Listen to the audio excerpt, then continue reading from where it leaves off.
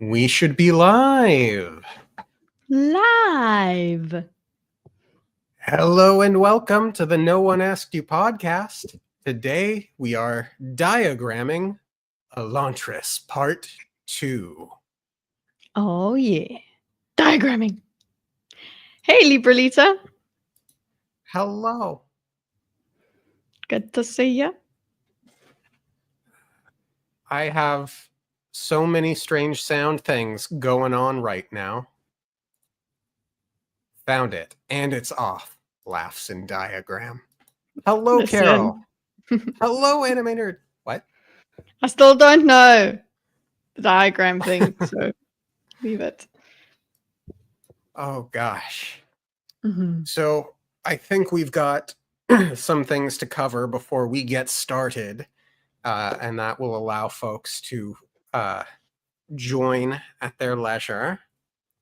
I suppose we could say that Kitteh and I are experimenting with new formats for Well of Ascension, which, you'll see some slight adjustments. I've been messing around with visual effects and reintroducing diagram type things. It'll take a while because we do record quite far ahead, but I think some of the changes will be for the better. Definitely won't be losing any depth of analysis. Yeah, in fact, I posted in the Discord recently a screenshot of the final time for chapter 40, and it is a new record for episode length. And what else is there? So obviously we are covering part 2. Getting to do this live stream has taken a lot longer than I had anticipated. And I had read part 2 more or less right after the part 1 live stream ended over the following couple of days. And I did go through part 2 again over the last couple of days, but I didn't really get to go over my notes as much. So what past Dorcas thought is as much a mystery to me as it will be to all of you. Right. Oh, I mean, just my notes. I read also. I will apologize because I was most of the reason that we couldn't get the part 2 done timeously because I needed. I was traveling at the time, so I actually spent that time reading. So I read it during December basically, and around the festive season, and then I reread it the past 2 days. So yeah, and my reference notes are handwritten, so we're getting the full experience. Yeah, but it's gonna be a usual when we go chapter by chapter like this. It's a deep dive. Yeah, and then I believe we are anticipating part 3 coming in April. Yeah? Sometime. Yeah, probably later April, considering all the things that are going on. Yeah. But yeah. Cool. Kitteh is a world traveler. Or Yeah, something I'm like that. moving all over the place. So, but hey, even if I can't make it, Dorcas, I have faith in you. You will be able to diagram it. Who's winning? Hey, Wick. I hear what you're saying, but no, I will not do part 3 without you. Oh, okay. A world hopper? Oh, Libralita. So listen, I don't know if I'll take that as a compliment or an insult. So now why don't we recap what we can remember of part 1, shall we? Yes. So there was a city called Elantris where they were Mhm. basically gods, yeah? Yep, basically. And Shiny, then glowy gods. shiny, glowy gods. And then the Riad Mhm. happened and they fell. Destroyed. Scary place. And Mhm. The city fell too, basically. yeah. And then Mhm. the merchant, like the big merchant guy, Eodon, became king Mhm. of, what was it? Arelon? Opalon? Erelon. Erelon. Arelon. And uh, he had a son, Raodin, who was turned into an Elantrian. And ever since the fall of Elantris, Elantrians are basically um, living dead. They're Zombies zombies who with can still think. insatiable hunger. They don't heal. They're kind of we've got the theory of them being by this time in part one, but by the end of part one, we have the theory of them being kind of stuck mid transformation. Yes. Mhm.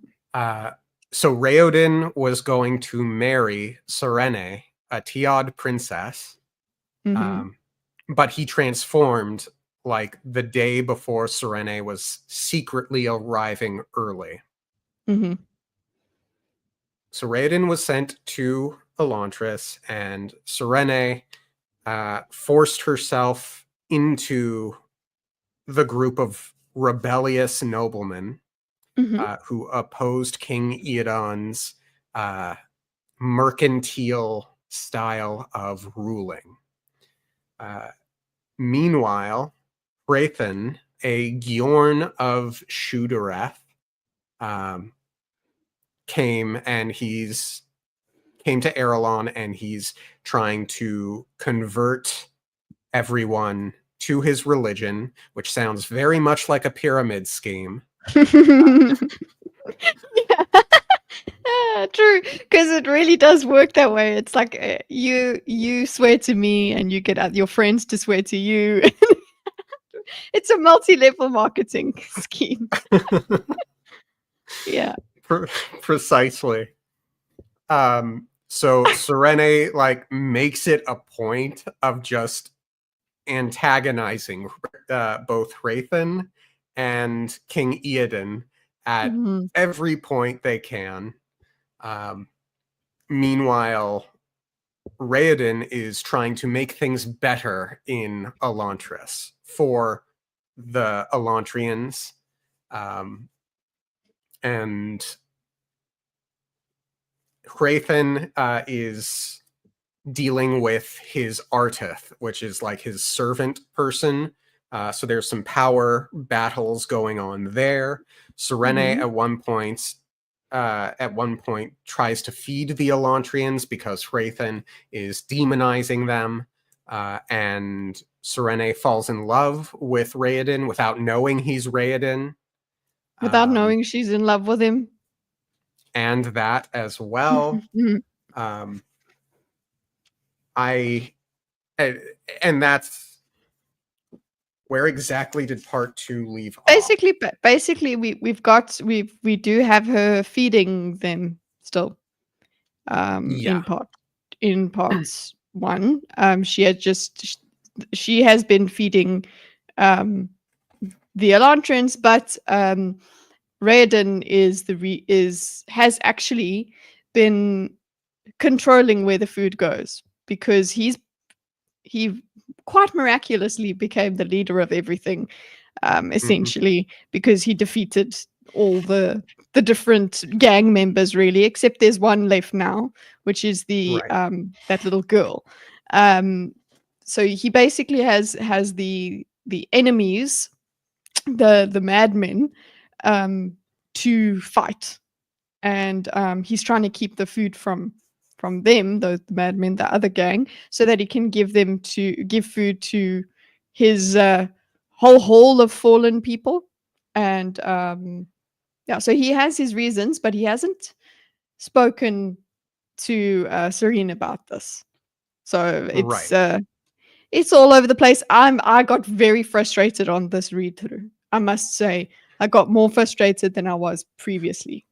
Well, it is so interesting that you say that.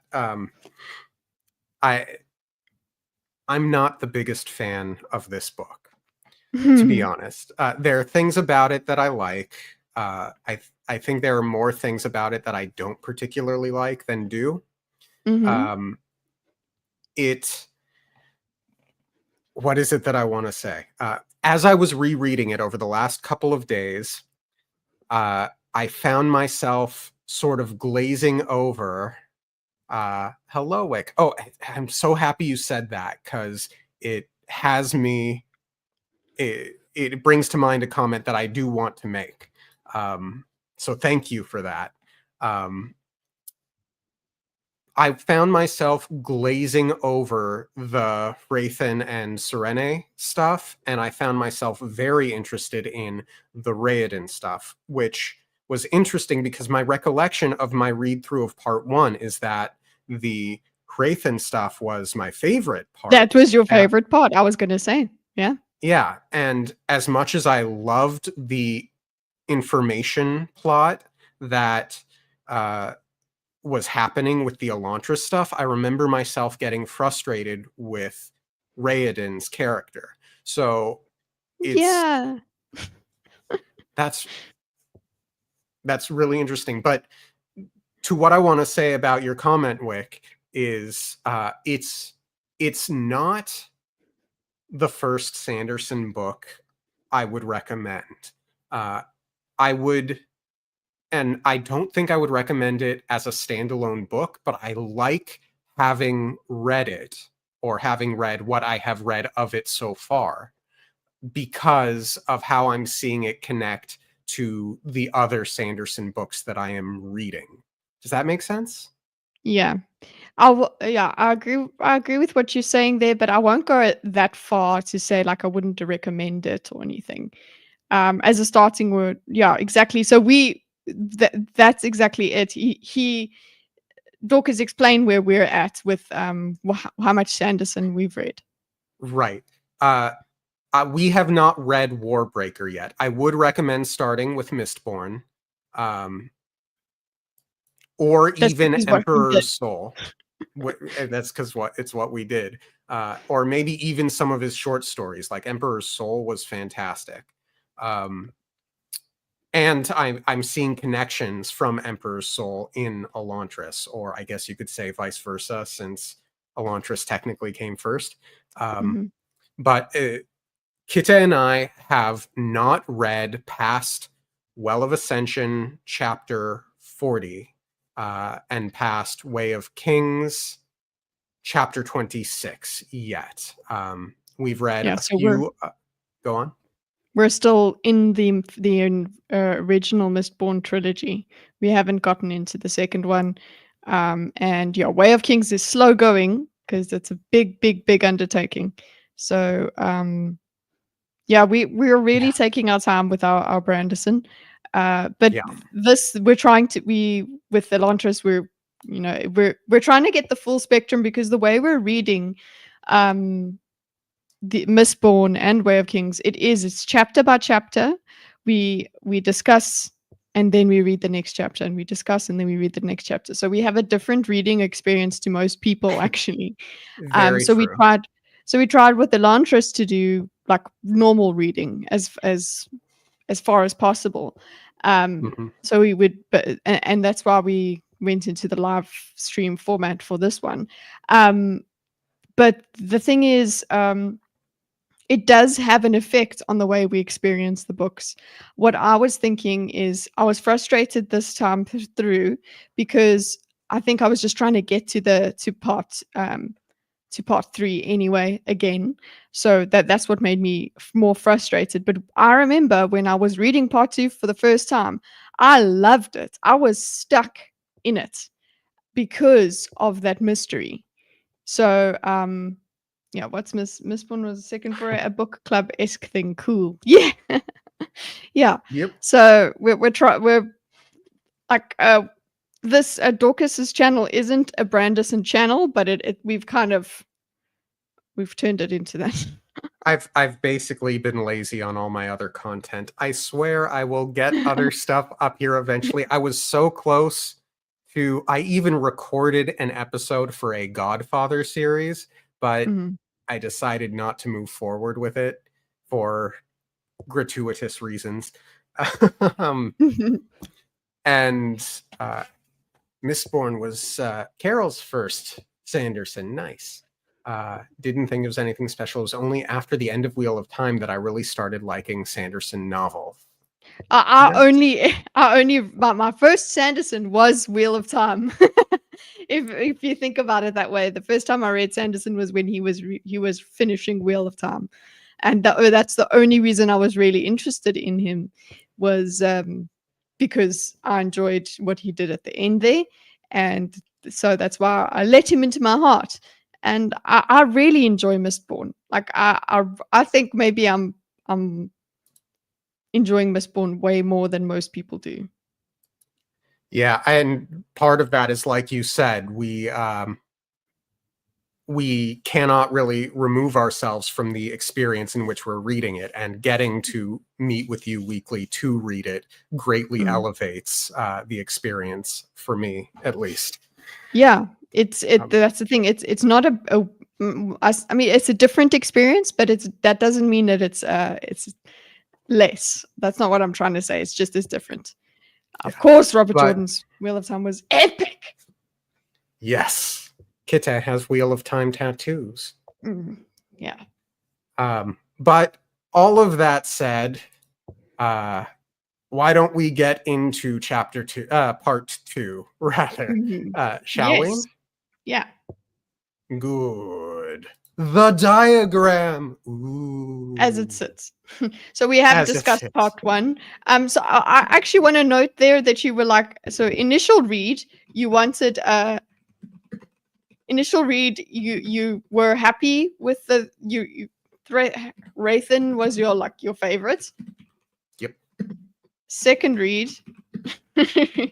So second read of part 2, I suppose. Yeah, second read of part 2, I just kind of glossed over it all. Second read, and then it was the second read you became Raiden best fan. Well, best boy. Well, the information plot. I love like learning what happened to Elantris and seeing the progress toward that goal on reread.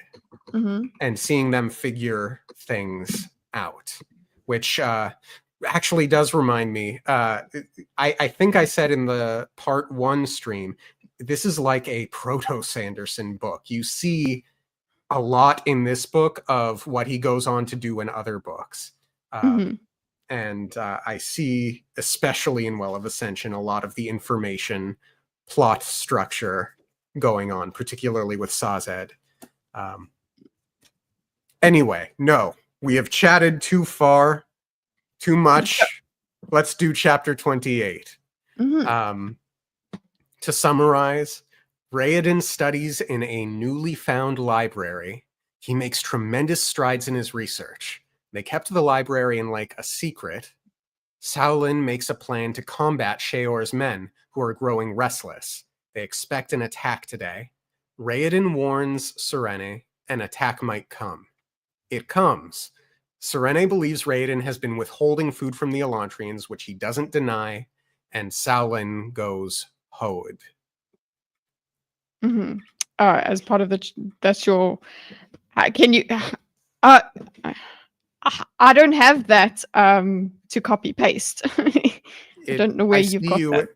I see you in the Google Doc. Scroll down. Raoden keeps the lake and some new library place a secret. I wonder if this will be used again later. That's what I've got. Scuff. Scroll farther down. So the way I the did summary. my notes. Okay, cool. Remember that actually I just talk about the pool, what the pool is. By the way, like that was quite a big reveal in part 1. Okay. So at the end of part 1, or partway through part 1, they discovered a passageway in Elantris, which, if I recall correctly, was surprisingly clean. And it had like wall paintings, murals, and stuff of what I recall to be sort of a religious nature that involved a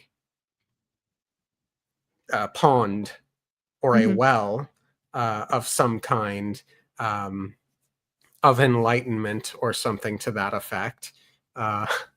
And they end up bringing one of the Hode, who are basically despondent Elantrians, and he went in the pool and dissolved. So that's like one way out that seems painless. Well, the reason that they found that guy went in is he actually led them there. He was one of the Horde who he finally found, or he was like one of the oldest ones, and he found this. He led them to this place, and this is where he wanted to go, and then he dissolved in it. So we've got this lake, and that's still in by the end of part 2. We haven't done much more with it. Right. But it is still something that you got to keep in mind, I'd say. I too dissolve in pool. He's a And multivitamin. Yeah. So I remember reading through the chapter and wondering if this is something that will be used against Raoden later on. I imagined a situation in which like the rest of the Elantrians get upset that he found a way out, so to speak. Yeah, one of the main things here that one of my notes is literally who is he says, who am I to keep this choice from them, basically. That also reflects on a usual Sanderson theme, which is like being a leader of men and the responsibility of that. So he's made this decision. He's going to keep this pool, which is basically this peaceful, supposedly way to end your life as an Elantrian. He's keeping that from the people. He's made that decision for them. So maybe that'll come back to him. Yeah, and he hasn't made, up to this point in the book, not too many mistakes, I guess you could say. I had been really ambivalent about whether or not he's a Gary Stu. So Yes. I think the reason I noted this wonder is because it's past time that he make a genuine mistake of some kind. But the chapter goes on, and I note that we're learning about how Aendor works. It's very scientific. I think more scientific than Allomancy. But it's at the time of reading, it was too soon to compare to magic in Way of Kings, and it is still too soon. Yeah. But I will add, as an addendum now, I'm seeing similarities between that and the soul stamps from Emperor's Soul. Because of the revelation that we get later regarding the way that the aeons are drawn. Yeah, makes sense. I suppose with the diagrammatic importance of them. Yep. Okay. Ian stays close to Raoden, and Sanderson sets up a mystery here. To which I asked the question, what do the Scions have to say about Aendor and the fall of Elantris? What do they know or don't know? Yeah, why and nobody's asked them? Yeah, that we're aware of. Yeah, and you just I feel such pain for Ian, because it's like he's somewhat conscious, but can you imagine just being on mute, basically, and he's not insane. He's just trying to talk to you. So Ian basically stays close, and we still don't have, by the end of part 2, we don't really have much information more about Ian. Yeah. Let's talk about what's the name? The Raiden warns Serene an attack. Serene attack might come. And then Serene gets really upset because she's like, he's a tyrant or whatever. Because that was one of the things that you get in the previous parts is we start getting this developing romance between Serena and Raiden. So yeah. Serene or Serene has a very headstrong personality, and she makes a lot of snap judgments, and she seems to have a visceral, I don't want to say hatred, but a visceral dislike for pretty much anyone in a position of power that isn't in her immediate circle of people that she likes. Yeah. She's actually a piece of work, honestly. Yeah. She's difficult. Yeah. So when in this first chapter, I remember getting frustrated. So Sheor's attack comes as expected, and they win, but it's like not a clean battle. And through it, she realizes that he's been stealing food for the Horde, and Serene jumps to this conclusion that Sheor's men were just innocent Elantrians who wanted food and they were somehow held back. Hi, Zebus! Won't be able to stick around, but I'll catch the VOD tomorrow. Sounds good, and I want to PM you at some point in the future. So look forward to that. Or not. Up to you. And I remember I liked the way the scene was written, especially on the first read. And it seemed like a very typical, a classic romance misunderstanding, miscommunication structure. But on reread, I was like, these are terrible communicators. You could have said any number of things to explain the context. Why does no one talk to each other in this book? Thank you. Okay, because the first time I was like, I think it was because we're both just in for the ride, let's go, tell us what's happening. And then when you have a bit more time to consider, you're like, oh my God, why are you not talking to each other? It is my pet peeve for this part. Honestly, after a while, I get so irritated. Like, a lot of my later notes take up a lot more space because I'm essentially shouting on the page. And one of them is why? Because okay, I can get it. I can still come around to the idea, okay, these people are used to political intrigue and they have to keep their secrets close because that knowledge is power and all of this. So both Raiden and Serene are frustratingly secretive. And initially that fine, I was okay with it. But second read, oh my God, I got to the point where I was just like, could you guys just stop messing around and take this seriously? Like both of you are just, I hate them all. But anyway, we'll get through it. The thing is, I think if I had just finished reading the book the first time, I would have enjoyed it. And then the second time through, I would have gotten frustrated. Now I'm just getting I've gotten the happiness, and now I got into the frustration in the middle here. I think the thing that keeps you going through this book is the mystery. And I think that's why I kept coming back to the mystery on my second read as the most interesting thing. Yeah. Like the relationship was interesting first read. But it's frustrating second read. Anyway, like, yeah, Um, this the and fact I was way more irritated with Serene this read through. I was like, oh my god, you are so insufferable. but she's tall. It's okay. Tall Yeah. women, best women. Ugh. Raiden does tell her something at some point, and she doesn't Mhm. believe him because Mhm. she's trying to big brain so much about it. Mhm.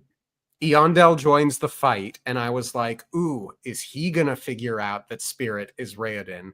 Um, and Yeah. I was expecting because I think when the attack happens, all of the women from the fencing club had gone, and I was like, is this Mhm. the women save the day moment I was expecting? And it was not.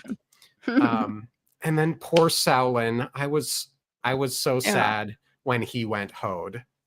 Yeah. And I have failed my Lord Spirit.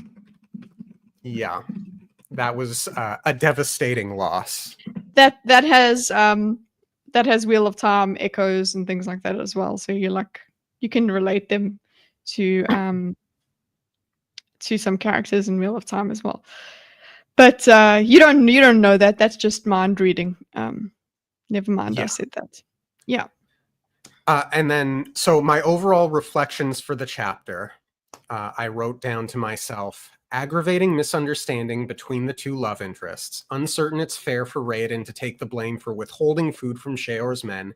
They chose violence repeatedly. Why do the normies seem to have a blind spot for how dangerous the Elantrians can be? I know Mhm. Raiden tried to warn her about the docility, but why won't anyone explain about the pain thing? Feels like that could go a long way toward mutual understanding, expecting some sort of scene in which Raiden brings Serene to where he keeps the Hode and she comes around, whatever that may mean.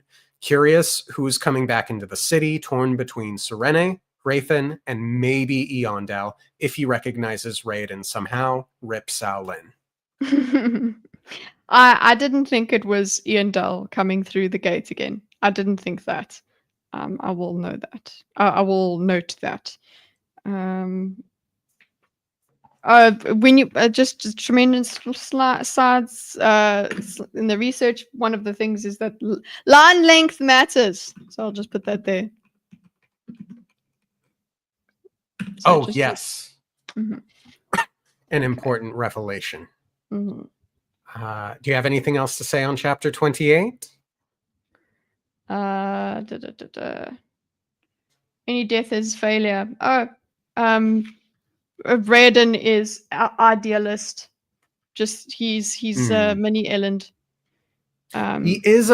I'm so glad mm, you say that because mm, I have a section later that I do remember comparing a character to Elend. mhm. We'll get to that in the future. Yeah, because he already calls himself a failure just of because they're gonna have a fight. There's fights. There's violence. Yeah. So, chapter 29 summary. Mm-hmm. Serene cries to Ash about Raoden. Serene crosses paths with soldiers on their way to Elantris. She rushes to Iadon and berates him until he rescinds the order to attack, causing him to break down in tears in the process. Serene goes to Elantris, where she stands over Raoden, witnessing his grief. She notes a man cut entirely in half still moves. She goes to King's, where the family agrees it was a good thing she did, but it might make their job harder moving forward. Shuden arrives, having heard a rumor that the Sheod took someone. Mm-hmm. Um, I wrote in reference to her ride back where she was Mm-hmm. going, poor Serene. I did feel for her in those opening paragraphs. Because she had everything she was working towards just collapsed really with this attack. Um, and she's also obviously she keeps crying because she really trusted Spirit and she liked him, so he's broken her trust, so she's crying and she feels just like a very stupid girl because why did she knew not to trust him, but at the same time that didn't mean she didn't like him. So Yeah. she's For definitely for all of her headstrong attributes, she seems to be a person attracted to goodness and justice, good people. So that's you feel for her, I think, in that way. That's yeah. And then as she passed Eodon's soldiers, I wrote a note to myself, oh, well, guess the door opening at the end of the last chapters are Eodon's soldiers. Yeah. Yeah. Cool. Yeah. So you were like, oh, I guess we're just not gonna know about those yet. He goes all over the place timeline wise. Yeah. Which he did in the previous part anyway. Yes. I wrote, finally a good Eodon scene. Very glad for it. And then I highlighted the line, he would kill Spirit all because of her. And I wrote, good line, especially after the previous segment of the chapter. I also noted that one. I literally wrote that down. He would kill Spirit and the other Elantrians because of him.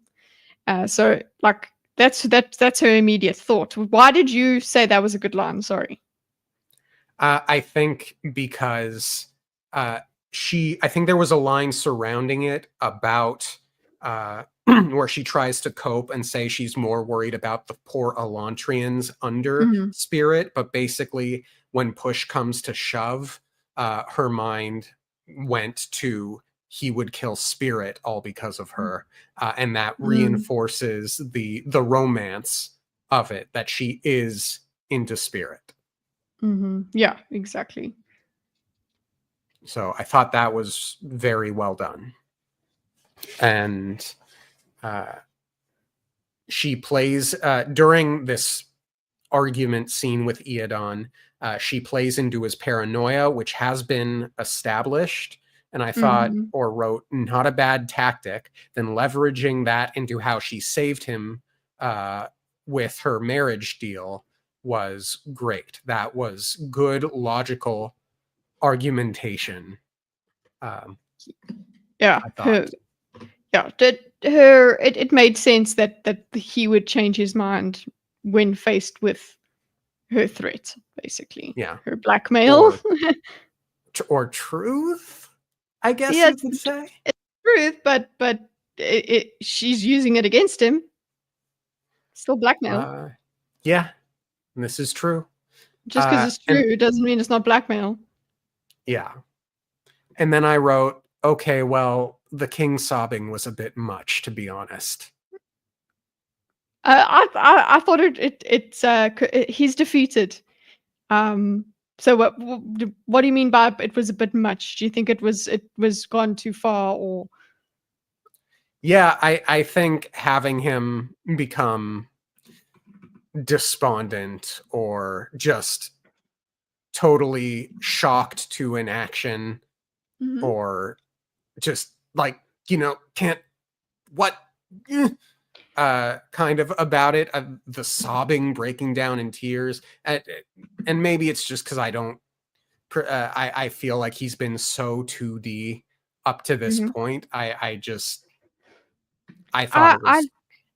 I liked it. It made sense to me that she basically he has never been confronted in this manner, in any way, shape, or form.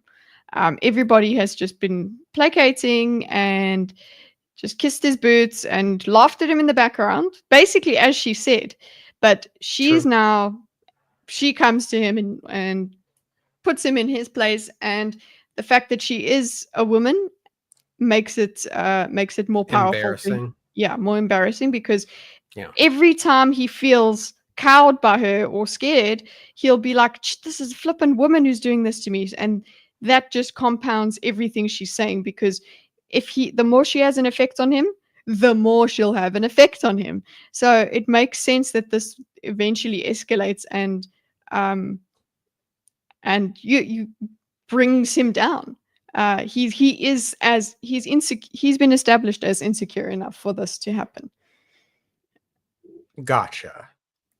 And then I note Okay, she stopped the soldiers. Still a chance for her to enter the city. Maybe they'll talk it out by the end of the chapter. They'll being Serene and Spirit. Oh, sweet summer child.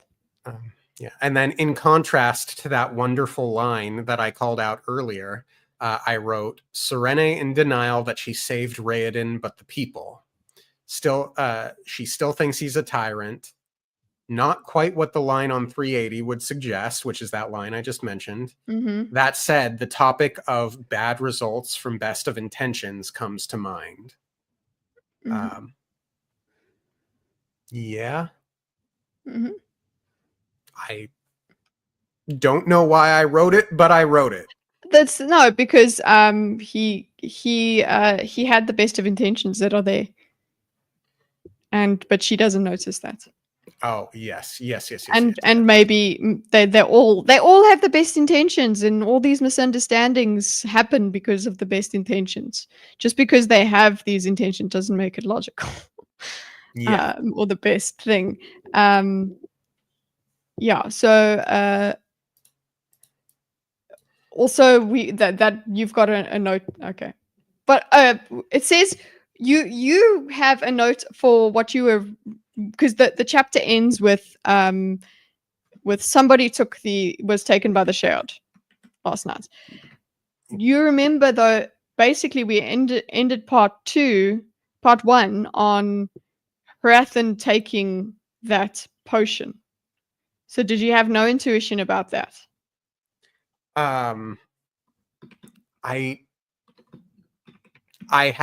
know I have notes in the future about that. So I suppose I didn't expect that at that point. Maybe it's in my reflections.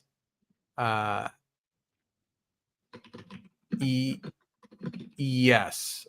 Well, my reflections for the chapter.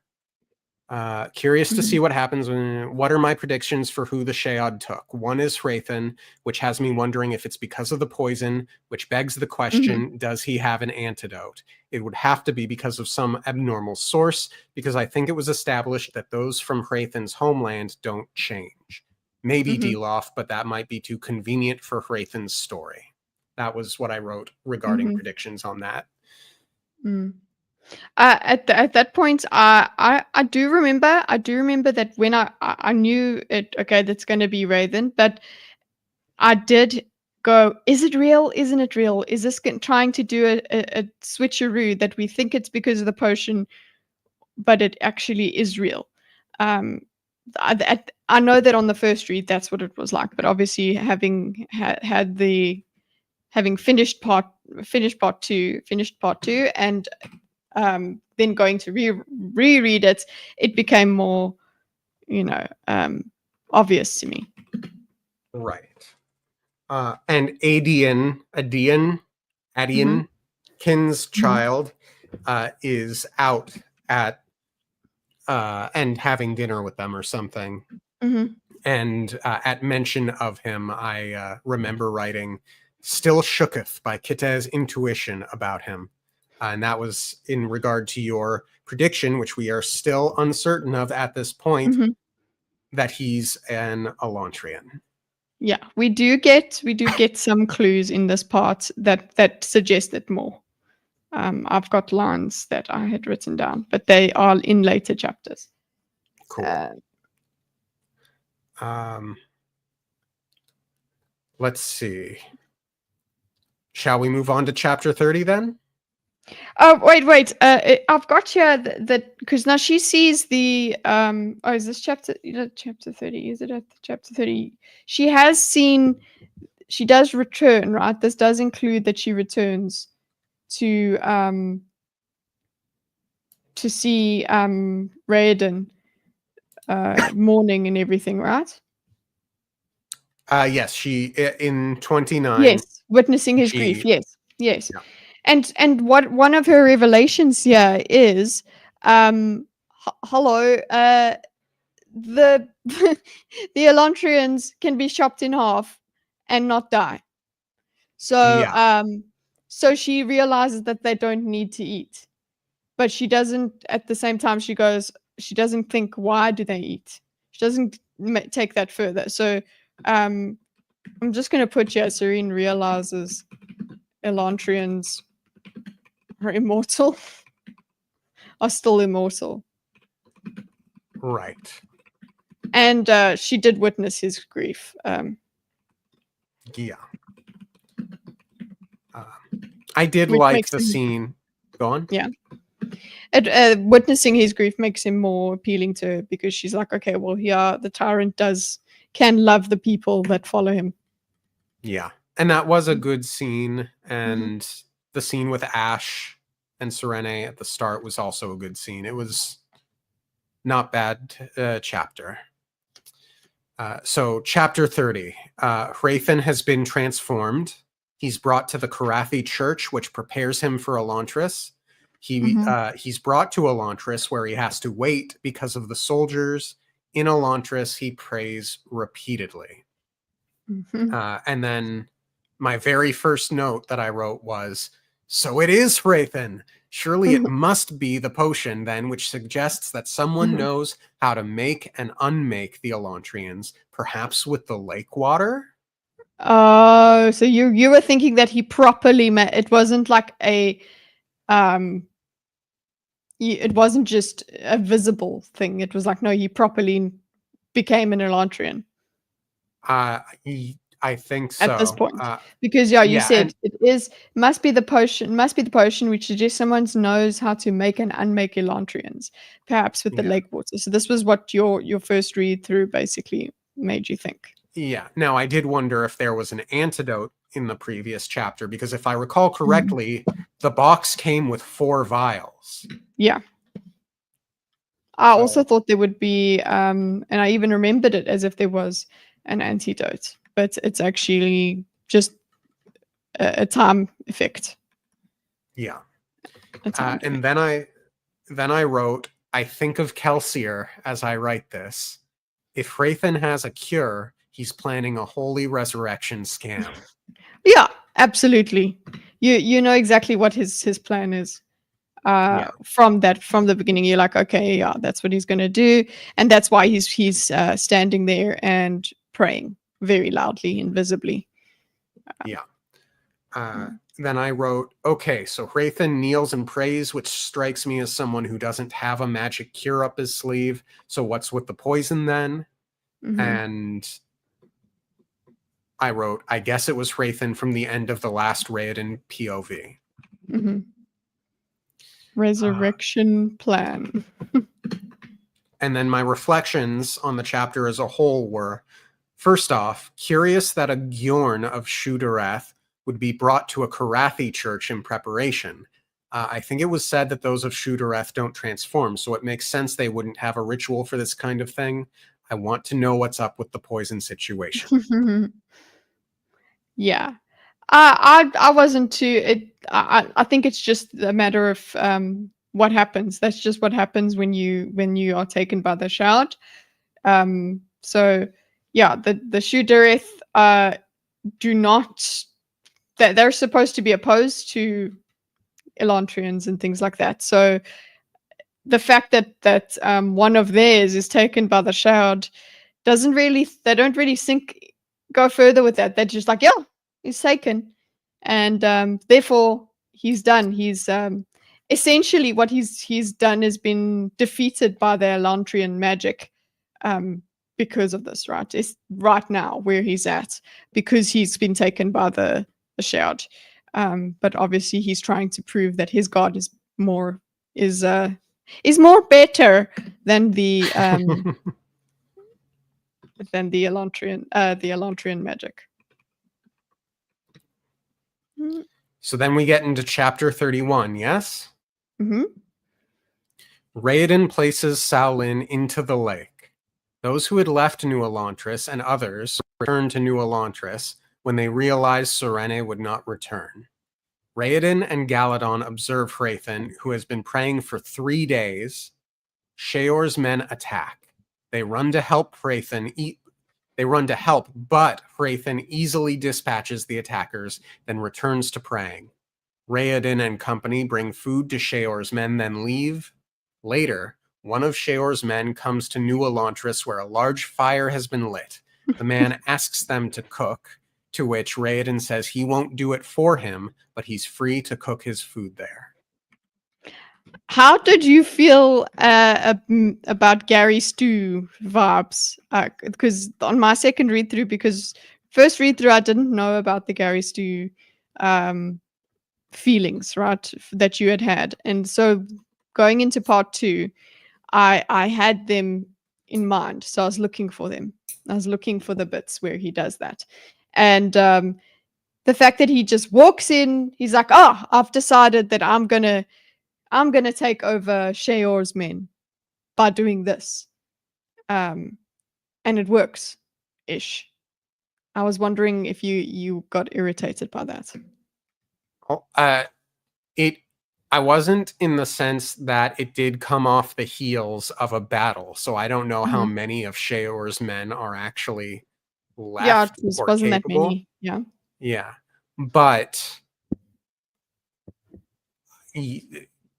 yeah, I mean, he was able to just walk in there, drop the food, and leave. That I could see an argument, but I think there are other better argument scenes for that. For the guy. Were you irritated? No, I was just looking out for it. I was like, no, it makes sense. It does make logical sense. They're basically all controlled by food, and just happenstance that this girl with a wig is their goddess, basically. So all he had to do is just, that's how irrational they are. Like, he just needed to give them a different stimulus, and then they would be snapping out of it and move. So that's basically what he did. They seem to have killed Sheor, and yeah, just his mechanism is supposed to be that they'll realize the food is not edible, so they need to come to the fire to cook it. And he thinks that's how he's going to get all of Sheor's men, and we found out later that's not it. Actually, only some of them made it. Which is nice that it didn't just work blanket on everyone. I did think there was, and I think that part of the story is interesting and unique, but we'll get to that, I think, in the next couple of chapters, because for the time being, it just ends when one man shows up. In this chapter, I wrote, Raoden places Shaolin into the lake, and I was glad to see that, and it was heartbreaking that they waited a couple of days to try and coax him out of the Hode, but he doesn't. And Sanderson does a pretty good job of hammering out specifically how much this loss hurts Raoden. I felt a lot of empathy for him on that one. The reason that because you go, oh, that's nice. So just because Shaolin is like a friend of his, he gets to go into the lake, and the rest have to stay in the Hall of the Fallen. But it's like he literally says he can't enter the Hall of the Fallen with this, I failed my Lord Spirit, because that's basically that's what a Horde person does, that they get like certain things that they just say over and over and over and over again, and that's basically what Shaolin was saying a lot of the time. So it was like, it was kind of a relief for both of them. Hey, Gray. Yeah, it was a relief for both of them to put him into the lake. He had, thank you for your service, and he's gone. Yeah. And we both are in agreement that this is a good thing. This is a peaceful and restful, honorable thing. Yeah, I think. One of the notes that I made was joy was more than absence of discomfort, because that was a. I wrote out that line as well. It was used to explain why people came back once they realized Serene's food is no longer coming. So it's like, okay, even now it's actually helped, because Raiden was actually quite upset that it's like, no, I was just getting people to come and find purpose, and then you brought food, so you kind of ruined it. But actually, the food being taken away has reinforced the idea that joy is just more than just the absence of discomfort. So I don't know where I would put that. I wrote, apparently I got fairly frustrated on my first read through with no payoff from the door opening. The Elantrians are going back to Raoden, and in bigger numbers. That's good, but also another indicator of Gary's stewness. His failures facilitate his success. Yeah, so the it felt like the Serene spirit stuff was framed as a failure. The battle is framed as a failure, and yet somehow he is still making... Yeah, it works to his success. More people have joined the Elantrians. Which, just to me, it's lucky. But on your read through, it was kind of like, well, isn't that convenient? Yeah. Okay, they finally acknowledge Hrathen. He's been there 3 days, and they are stumped how someone from Fjordell could turn. Fjordell. He keeps failing upwards. That is the way to put it. Thank you, Carol. Yes.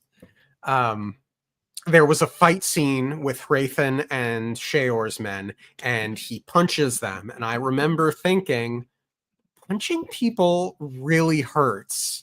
That's gonna hurt him permanently. And if he's a real Elantrin. Precisely. So this is a little bit, I think, of a setup for it. Is this the No One Asked You podcast? You've just asked. Yeah. Therefore, I don't know. Hello and welcome to the No One Asked You podcast. Raoden keeps failing upwards. Not question mark. That's just it. There was I wrote they were too late to save Sheor's men, and I liked what he did with the dialogue, with the prose there, because it's like they're gonna run in, they're gonna help Hrathen, and then so that was a nice little twist. I'm used to you at 2x speed, so this is what you sound like. I prefer listening to me at 2x speed as well, so I don't blame you. I mean, sorry, I just assumed an intention there. Retract. Anyway, moving on. Raoden and co bring food to Sheor's men, then leave. This idea came from because he thought it came from Raoden noticing that the men that were defeated by the priest were a waste. From Raoden thinking the defeated Sheor men, madmen, are a waste. So basically, that's why he went to go, because he sees that and he's like, okay, cool, let's go. Let's recruit some more peoples. Right. So then my final reflections for that chapter are uncertain what I had expected out of a Raoden-Hrathen meeting, but Raoden's subsequent plan to remind Sheor's men of their humanity strikes me as a very clever way of winning them over to his side. I like the plan a lot. Eager to see what happens with Hrathen when he's done praying. Do I have a line? Something... No, I don't have it written. He had only a single hope, his belief in the rational nature of the human soul. And Oh, I What's like the name? that line. Yeah. Yeah. So I was, because I was like, geez, that okay, cool. Even on the second read through, I'm like, because I didn't remember exactly what he was doing. I'm like, oh, you idealistic fool. But it actually works, and it actually does make sense. That using the food actually reminds them of their humanity, because it's pain not to eat cooked to eat uncooked food. So just come Yeah. back to your humanity. It's really good. It Um, strikes me it's as an archetype that Sanderson really, really loves writing, because you see it in Elland and you see it in Kaladin as well, I think. mhm, yeah. Confront their humanity. I want to put that in there. This over here. Confront their humanity. And then anything to say about that before we move on to 32? No, I just yeah, I had the too simple written there, but I don't think it is. Cool. So the summary for chapter 32. Duke Royal hosts a garden ball with Serene as his date. Serene is still upset about her recent setbacks and about being lonely. She thinks about the person she was engaged to before Raoden. Royal tries to figure out what Serene's plans for the evening are. They notice Delof, the king, Shuden dancing, and Duke Telri. They talk to Ahan about Lukel's recent melon deal. Royal has a Seon named Opa. After a while, Ash tells Serene that the king is leaving. She tries to follow the king, almost falling for a carriage ruse in the process. She and Ash follow him through Kay. Ash doesn't want to follow the king into the sewers, but Serene, more or less, convinces him to. They follow through the sewers. Serene hopes Iadon is keeping Raoden in the sewers so that she isn't a widow. As they close in on whatever's happening, Serene slips, landing right in the middle of Iadon's ritual sacrifice of a girl. Jesus. That was quite a chapter. That was It was, yeah. yeah. Phew. This was the D&D chapter, if that makes sense. This is where I'm start thinking this book is kind of like a D&D game, isn't it? I mean, you would think that, because that's your thing. There are elements there. Discarding through dungeons deep and great, that's Yeah. your thing. Hello, Gray, again. So this is the second ball we get. She's spent the last 3 days in contemplation. And Sanderson Moping. is moping, yeah. Very meticulous about the timeline here. Which, or throughout the book, I think, which is a net good thing. He needs to be, when he's moving around all the time, so he needs to orient you. Yeah. If he's going to be moving between POVs and timelines, he's got to orient you, saying where he's at in each thing. Yeah. Most people, including Iadon, have been avoiding Serene. And Royal comes in with some wonderful and necessary advice, is what I Love wrote. him. Yep. Yeah. Because he's like, okay, you got to get over this now. Yep. Very like, fatherly. and but also just like, okay, cool. So one of my favorite lines is, when you accept authority, you must be willing to take responsibility for it at all times, even when you don't particularly feel like it.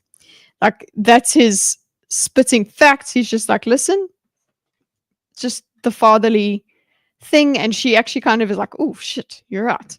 So as much as Serena is like, she frustrates me, she does take criticism and lessons from people, which helps her endear herself to me. Where do I put the recent setbacks? Yeah, but being lonely, she engaged with Raoden. So that was also, what did you think about this? The person she was engaged to before Raoden, this whole story. Well, let me see. I I think I wrote some notes to myself specifically about that. Yeah, I don't think what she did to Greo was to make him a fool, and it's better that she ended it when she did, rather than commit to marrying him, but leading people on is cruel. I also have a huge pro-Elend bias lately, and it Mhm. seems to me that unfathomable optimism in the face of unending misery, challenge, odds is a very Raoden way of being. So Mhm. yeah, I compared Greo to both Raoden and Elend, Mhm. and a little bit to Alendi because he says the line "simple ingenuousness," Mhm. and um, yeah, I don't see what the problem with the guy was. Yeah, I was actually thinking she made that decision for him. She That's what got me so irritated with her. I was like, "Oh, this woman. Oh, she thinks she is just so freaking amazing. Oh, no, you're just so amazing, Serene. Oh, no, this guy's just not good enough for me. He'll never live up to me." That's she's like because she could totally just manipulate him and just she was doing him a favor by not staying with him, Yeah, because he as opposed to yeah I found it was actually her insecurity that made her do that. yeah, it's really interesting to contrast that potential relationship with Vin and Ellen's as far as Mhm, we are into the book, because Serene strikes me as someone who needs to be scheming and needs to be politicking, mhm, and Elend, and I guess I can't really remove myself from the description of Greo and mm, Elend. Uh, Elend is someone who, time and time again, will just refuse to do those things. Um, and I guess Raoden has a little bit of a manipulative streak to him that is sort of mhm. under the guise of cheekiness and optimism, but I guess it's still there. What do you think? Yeah, he's smart enough and wily enough for her to be fascinated with him. So he also schemes, and I guess that would make her feel more Like, engaged with the yeah. person, more interested in him. Because yeah, I do think it part of Serene's personality is thinking herself quite formidable. As much as she, at the same time, does think of herself, she is very insecure, but she has this bluster that she's got to reject everything before it rejects her. So she's like, I'm too good, I'm too much, or I'm too much, so I'll just reject everything before it rejects me. That's her main mechanism. Whereas Vin is, I'm too little, I'm not good enough, therefore I will reject everything before it rejects me. Um, Mm. she's just got a little bit more to her personality, a little bit more arrogance than Vin, I would say. Yeah. Like one I of the I things she think says, yeah. I think Vin wants to be good. Mhm. Serene thinks she is good. Mhm. She's the best. Um, she goes, I mean, and I like the self-awareness she does have. She goes, "Why in the blessed name of Demi does everyone in this country feel so threatened by an assertive woman?"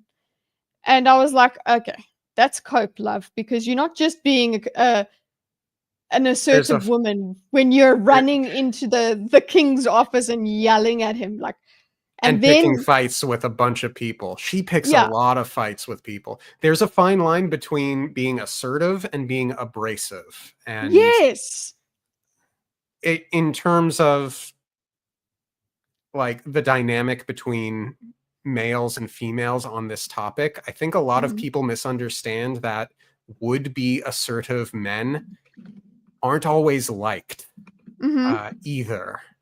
I think there's this perception that these kinds of men are well liked and charismatic. No, guys think that these kinds of other guys are Or assholes too. assholes too. Yeah. We just accept it and either not hang out with them or try to outdo them. Yeah. That's exactly it. So she's honestly, but she does realize, at least what I will say is she does eventually, like in basically the next line, she goes, okay, she did realize that women or no, she did go a bit too far though. So like she has these she knows the truth, but she still has these silly thoughts, these kinds of silly thoughts. So no, I was just an assertive woman. No, you were an asshole. You made the guy cry. Not that he didn't deserve it, I suppose, but Yeah. well, let's see. So Deloff is in charge now, naturally. And then I wrote, I've noticed that those who turn away from a faith are often more hateful toward it than any other outsider could be. And I thought that was a great line. It's not inaccurate. And then I wrote another quote. Women shake my head. Yeah. Rayo shone directly overhead, a large square with 4 circles at its sides and a dot in the center. Her own aeon, NA, crouched barely visible on the horizon. In just a few hours, it would vanish on the horizon. The full moon rose ponderously towards its zenith. In just a few hours, it would vanish completely.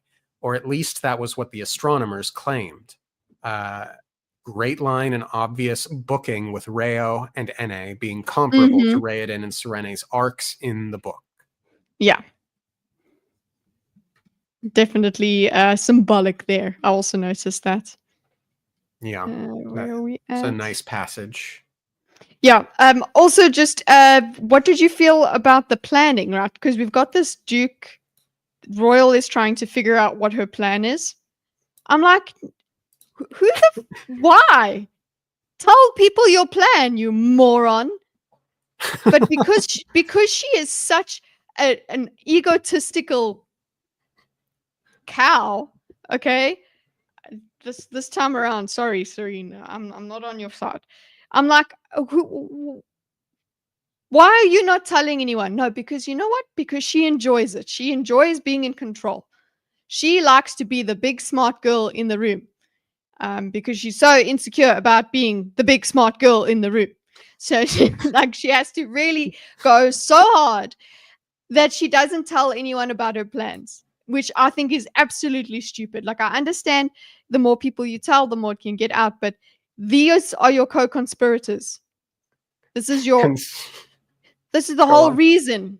This is the guy that you employed basically to make your party, and you're not going to tell him why you're doing it? Freaking moron. Absolute moron. So I'm just going to put you moron. Definitely not a smart move not to tell someone you're about to do something dangerous.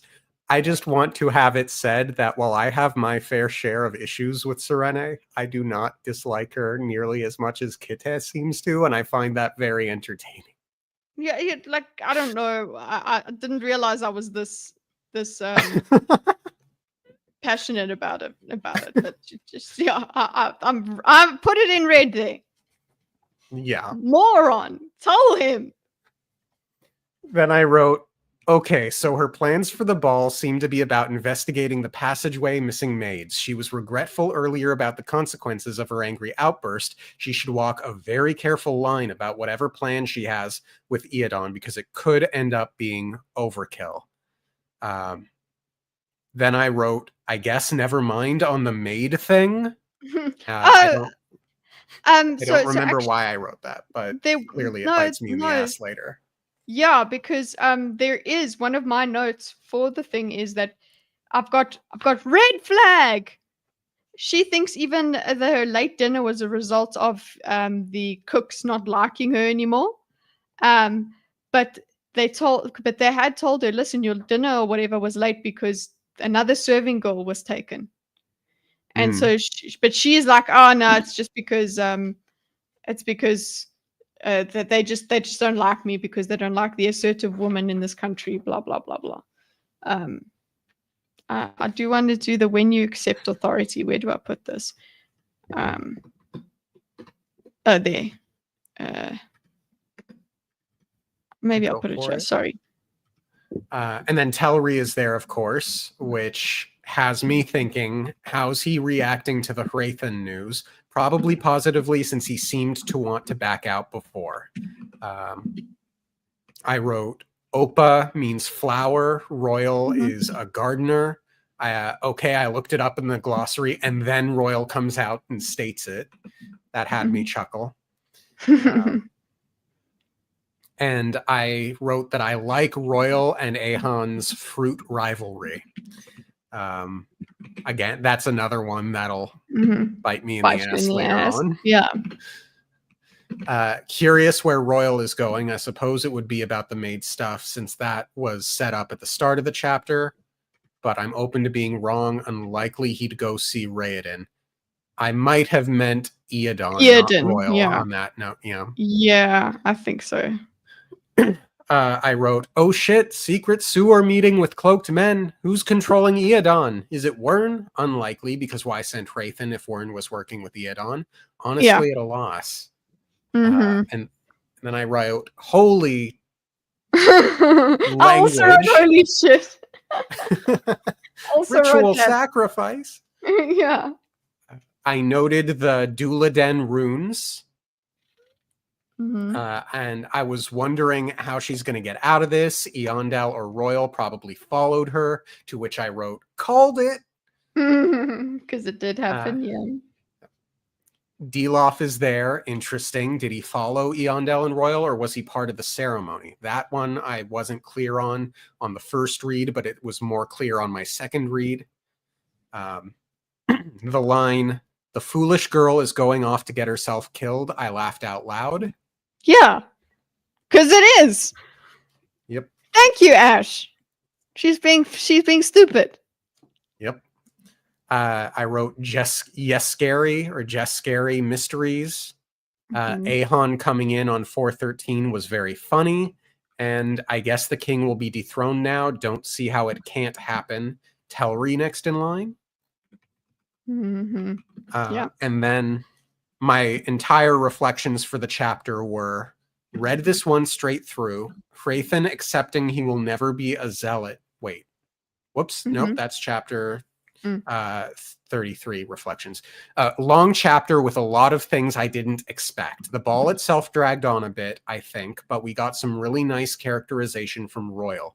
The extended Ash scenes make sense in hindsight, knowing he's stalling. Big change to the status quo at the end of this, with Delof and Eadon. Excited to see what happens next. Yeah, what did you think? Did you think that Delof was somehow involved anyway with Eadon? It's like he just managed to be there. I'm like, did he know about Eadon? I don't know. That I just have this big question mark with Delof. Did Delof know about Eadon?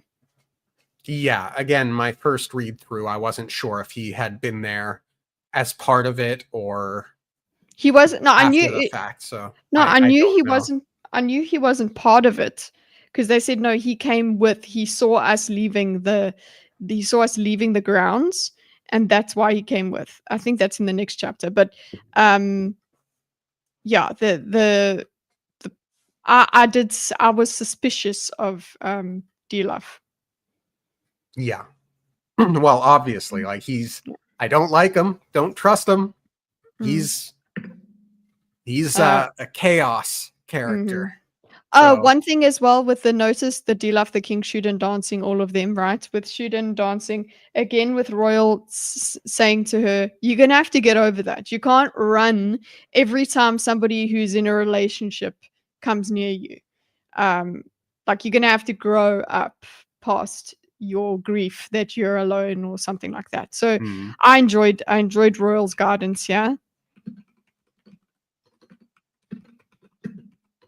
Gonna have to get over it. Being sad when couples are happy in front. Yeah, when couples are happy in front of you, you can't run away. Like you can feel sad, cool, but you can't, every time a couple's in front of you, you can't now need to move. Yeah. Like, yeah, your story's tragic. We get it, but it's only going to enrich your life if you are friends with those people. So don't cut yourself off just because you have your own tragedy in love. Yes. A lesson we should all learn. And then we get to chapter 33. The summary is Hrathen takes a break after 3 days of praying to look at the eclipse and the moon. He realizes how primitive religions could worship the moon with such fervor. He realizes he was not made to be a zealot, but an intellectual, and he comes to accept that. He eats his moldy food, then goes back to praying. And it was a short chapter, so all I have are my reflections, which is read this one straight through. Hrathen accepting he will never be a zealot, just a man who follows Jaddeth because it makes sense to do so. This feels like an important step. He thinks that he could be an Elantris for days yet, suggesting it may not be much longer than that. If he's expecting such a short duration, I am back to believing his transformation is feigned from the potion or that he has the antidote. Yep. Yeah, I think you get the idea. This is what he's doing. You get more of it. I think what Sanderson does in this book, which I understand, he really plays with the mystery. He loves playing with the mystery in this book. That's why we don't know Serene's plan until we get, or the reason she has the plan, because like she speaks to Ash, and Ash doesn't even know why they had this that party in chapter 32. So they're playing with the mystery, and then here at the chapter 33, okay, he just drops the breadcrumb there that, yeah, okay, cool, I'll give you a little bit of an opening. It is kind of what you're thinking of. So he's like, I wrote somewhere in my notes several times, Branderson is playing with us. He's just playing with he really, I think in this book, he really, really enjoyed them, like really toying with the mysteries. Yeah, agreed. Small and large. Anything else to say on that chapter? He would never be content with simple-minded devotion. So just want to put that there as he like you said, it's an important thing for him to cover in his mind, because he has been insecure about his faith. Is his faith strong enough? But now he's like, no, my faith is logical, and that's just the way it is. It doesn't have to be zeal and fervor. It's just because I'm right. Yep. Yeah. I am as I have been made, and I have to accept that, which is a bit in contrast to the conversation that Royal and Serene had. With them, what you have to... With her, basically. Yeah. Yeah. Mm. Yeah. Okay. So then we get to 34. The 34 summary is this. Sheor's men have converted to Raedenism and made Sheor disappear. Raedenism being my joke for the religion of Raeden. They make Raeden uncomfortable, but he's able to order them around for the time being.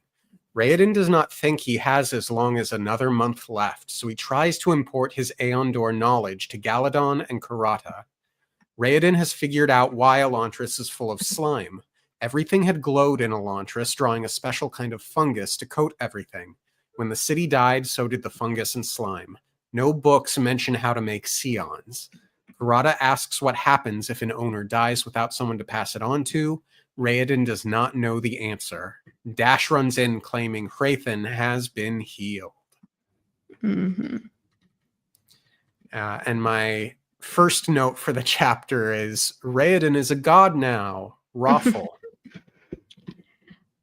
I wasn't so much on that. I enjoyed that he actually wasn't completely right about these fallen people, the Sheor's people, because he thought he was going to get them all back because he showed them that their humanity, and they were going to cook their food and all of that. That's like that deeper transformation he was expecting from people. But then it actually just turns out, no, they're crazy and they'll just follow anyone. And yeah, he is a god to them, but that's because they're primitive. They're Mhm. creatures now.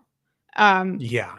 and I did like this. It tempers the Gary Stew of it all. It's like, yeah, okay, fine. He did kind of still fail upwards. I understand that, but it didn't go the way he planned.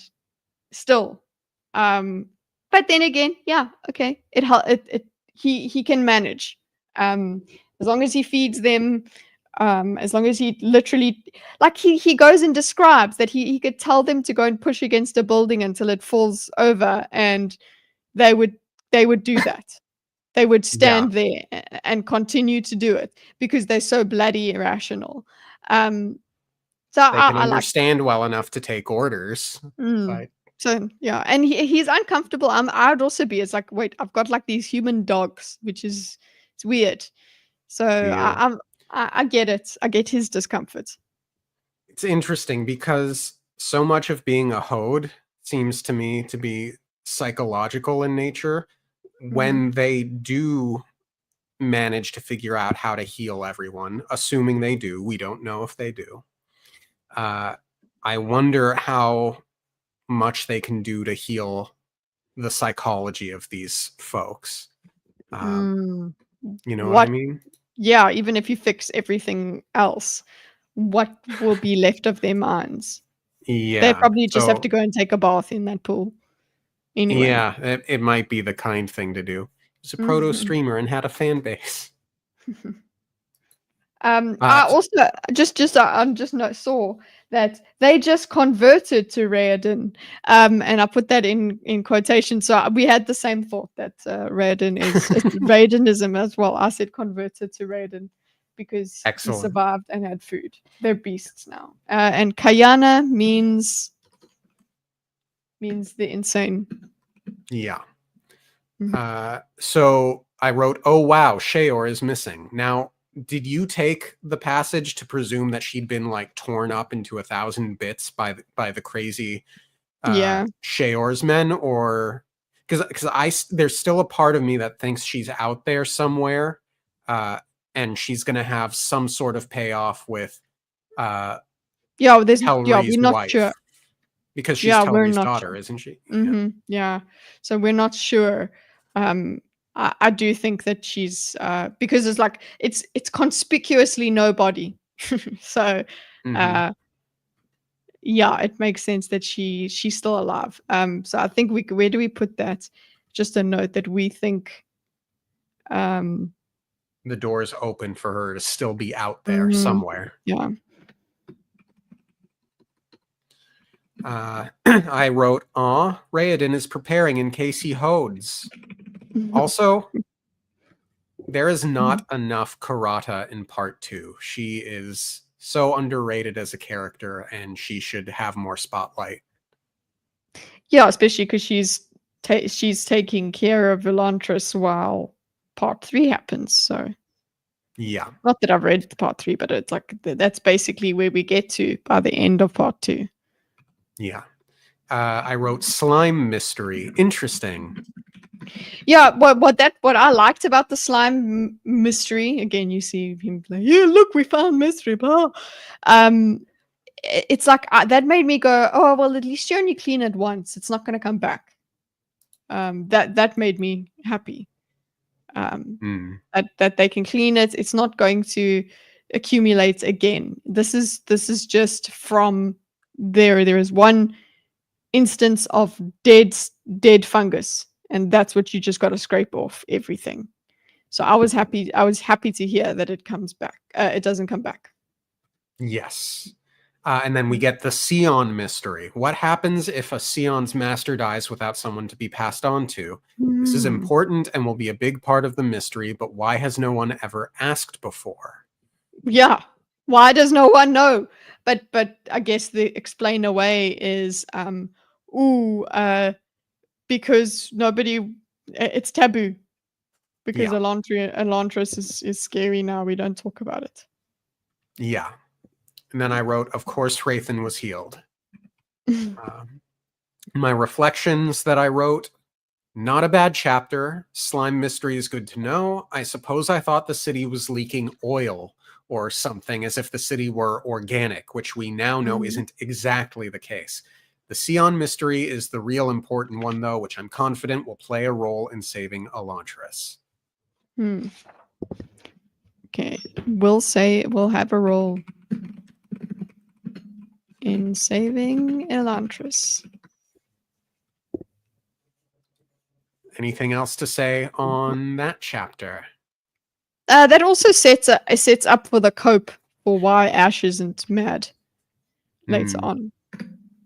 So, also explains it. So, then chapter 35, the summary. Serene has a phone call with her dad. Iadon has died. Evanteo has a spy watching out for Serene. They're trying to elect Royal over Telri for king. Serene and Evanteo discuss her mom's cooking. Sinalan commandeered a ship from Evanteo and is coming to Erelon. Serene has dinner at Kane's, where she expresses dislike for Sinalan. Lucal affirms Telri's intention for the throne. The city guard sides with Telri. Shuden comes up with the idea that Serene marry Royal to outwealth Telri. Her marriage contract seems to be a non-issue with the death of Iadon. She agrees to marry Royal. Royal and Serene talk alone about the marriage. They schedule the wedding 4 days away, the day of Iadon's funeral. They discover that Hrathen has been healed. By looking out the window. Yes. So my first note was that the mysteries come from the Jesker. And okay, wow, 2 things. Iadon is dead, sure, makes sense. Mildly curious how, but otherwise, Evanteo sent spies. Evanteo sent spies into Erelon. I believe they will play a pivotal role at some point. Yes, and with the spy thing, right? That she notes that the spy has a Sion. She says the person who has, for the spy to have been to have told, because her father knows Iadon's dead before she tells him. And she goes, okay, so this must mean, because he got the news that quickly, that his spy has a Sion. So that we got to keep that in our pocket for later mystery revelations. Yeah. Because there's shenanigans afoot with this father. Yes. So many shenanigans. I like him. He seems like a nice dad. Yeah. And then I wrote, go on. They're very cute. The way that they talk and the way, like even that stuff with when they talk about the mom's cooking and things like that, it's just like this little character building. Yeah. Very sweet. And then I wrote, he hung himself. And then I made a joke that I'm not going to make and simply say, I wondered whether or not he did not, in fact, hang himself. Well, there's apparently that, was it Elon or what's his name? Iadon. Iadon made it possible because she thinks, where did he get a rope? And then it's like Iadon made sure that there was a rope for him. So it's like, here you go. Make it happen. It was an Epstein joke. Yes. Anyway, yeah. Look, I was ordered to make the joke, so Okay, that's what it was. Sorry, Lucal affirms the city, throne the city guards. Sides with Telri. I don't know where I'm at. Shuden comes up. Okay, I wrote, okay, so Royal is who they're pushing for king against Telri. I imagine if he doesn't have enough money, Keen might be able to help since he seems to live frugally, but I suspect he might not. Hot take, Eondel should take the king. If they don't want to play by merchant rules, have the military man just take control. Serene says the people are used to the merchant rules, but it's only been 10 years. She's also said they aren't military-minded, and Eondel is a good man. Surely they could even revoke Serene's marriage with Raoden because of Iadon's fall and marry Eondel, or Eventeo could invade. He That was a doesn't have lot. enough. Yeah, he doesn't have enough.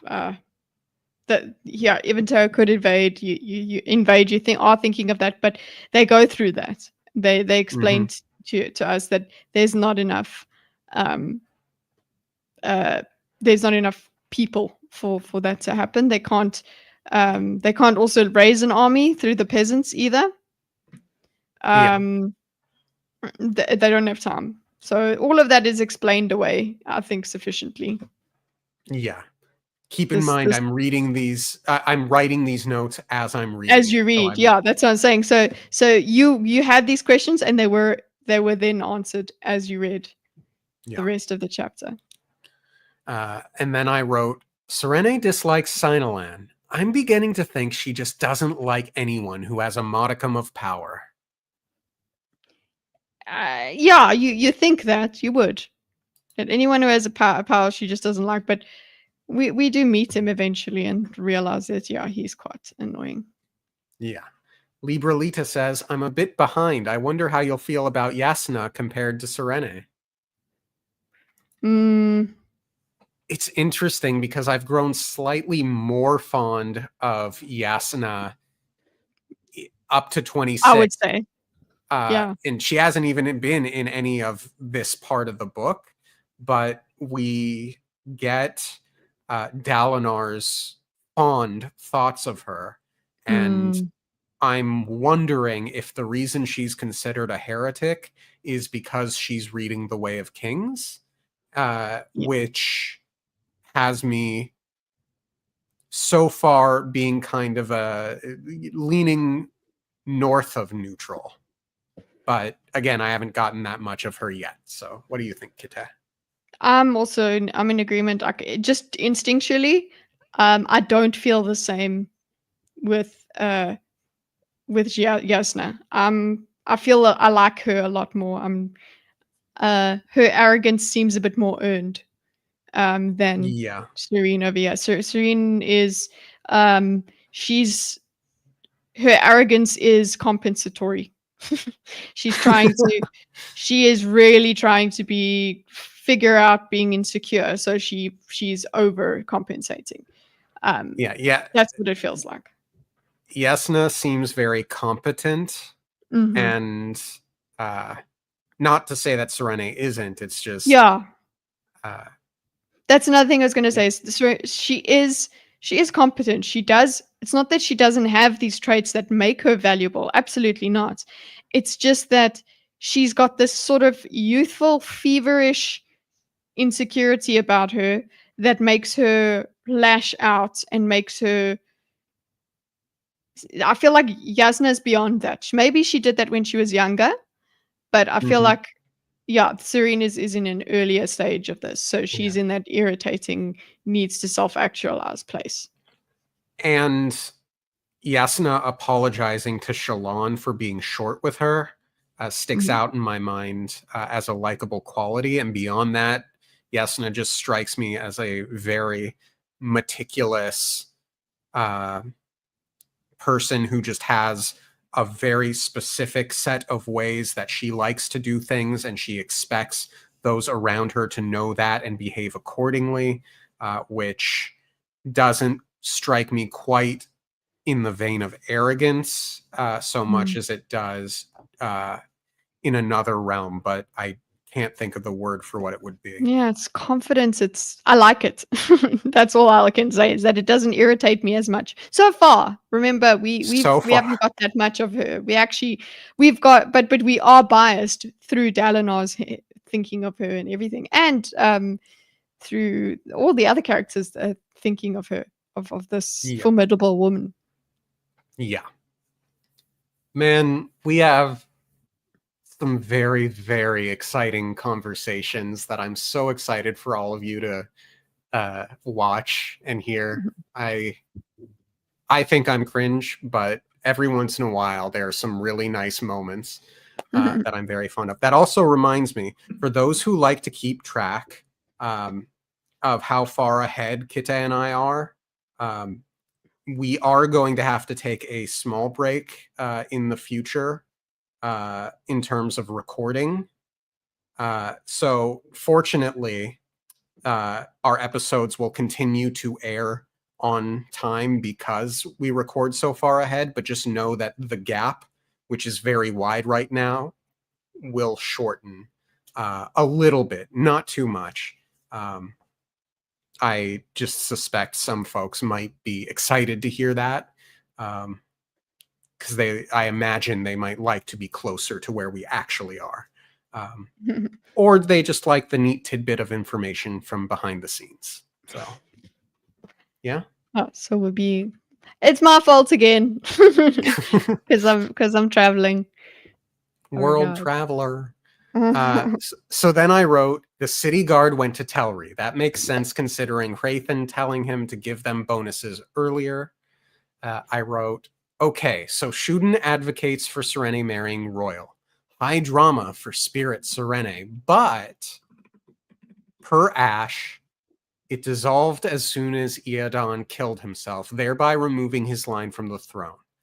The moment someone else becomes king, be it Telri or Royal, the treaty will end, and you will cease to be an heirlish princess.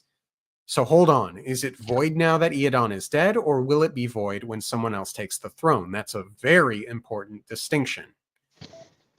It got wishy-washy there. I was like, hello, we do need to know that, but it's like, no, well, it's questionable enough. Yeah. And then I wrote, she agrees to marry Royal, calling it now, Royal will die and make Serene really rich. Still behind, but Moon mention. Somewhat. So I just made a half true. Yeah. You knew he I was wrote, gonna die. Yeah. And then I wrote, nice guy Royal, making it known this is 100% political. No obligation. Yeah, he says, don't, my dear, like I don't need. She's like, oh, but there will need to be heirs, and he's like, no, it's fine. But this is just to get stuff going, and also, oh, he's so sweet. He's just like, you know what, you'll have a chance at happiness when I die. Yeah. He's a good guy. Yeah. And the whole, you are young. I forget if it was in a previous chapter or not, but the whole, actually, it might have been in this one. It is this one, yeah. She's feeling old, and he's like, no, you may think you're old, you're not. And he still called her pretty, which is always Yeah. good for a girl. Just tell her she's pretty. She'll like it. Yeah. Do it! Kitteh, you're very pretty. Thank you! But yeah, you are. So no, I'm we'll actually get to that in the romance thing this week. Excellent. Tell girls they're pretty, they'll love you. Okay. No, that's not all. That's Yes. not how that works. You wish it was, but it's...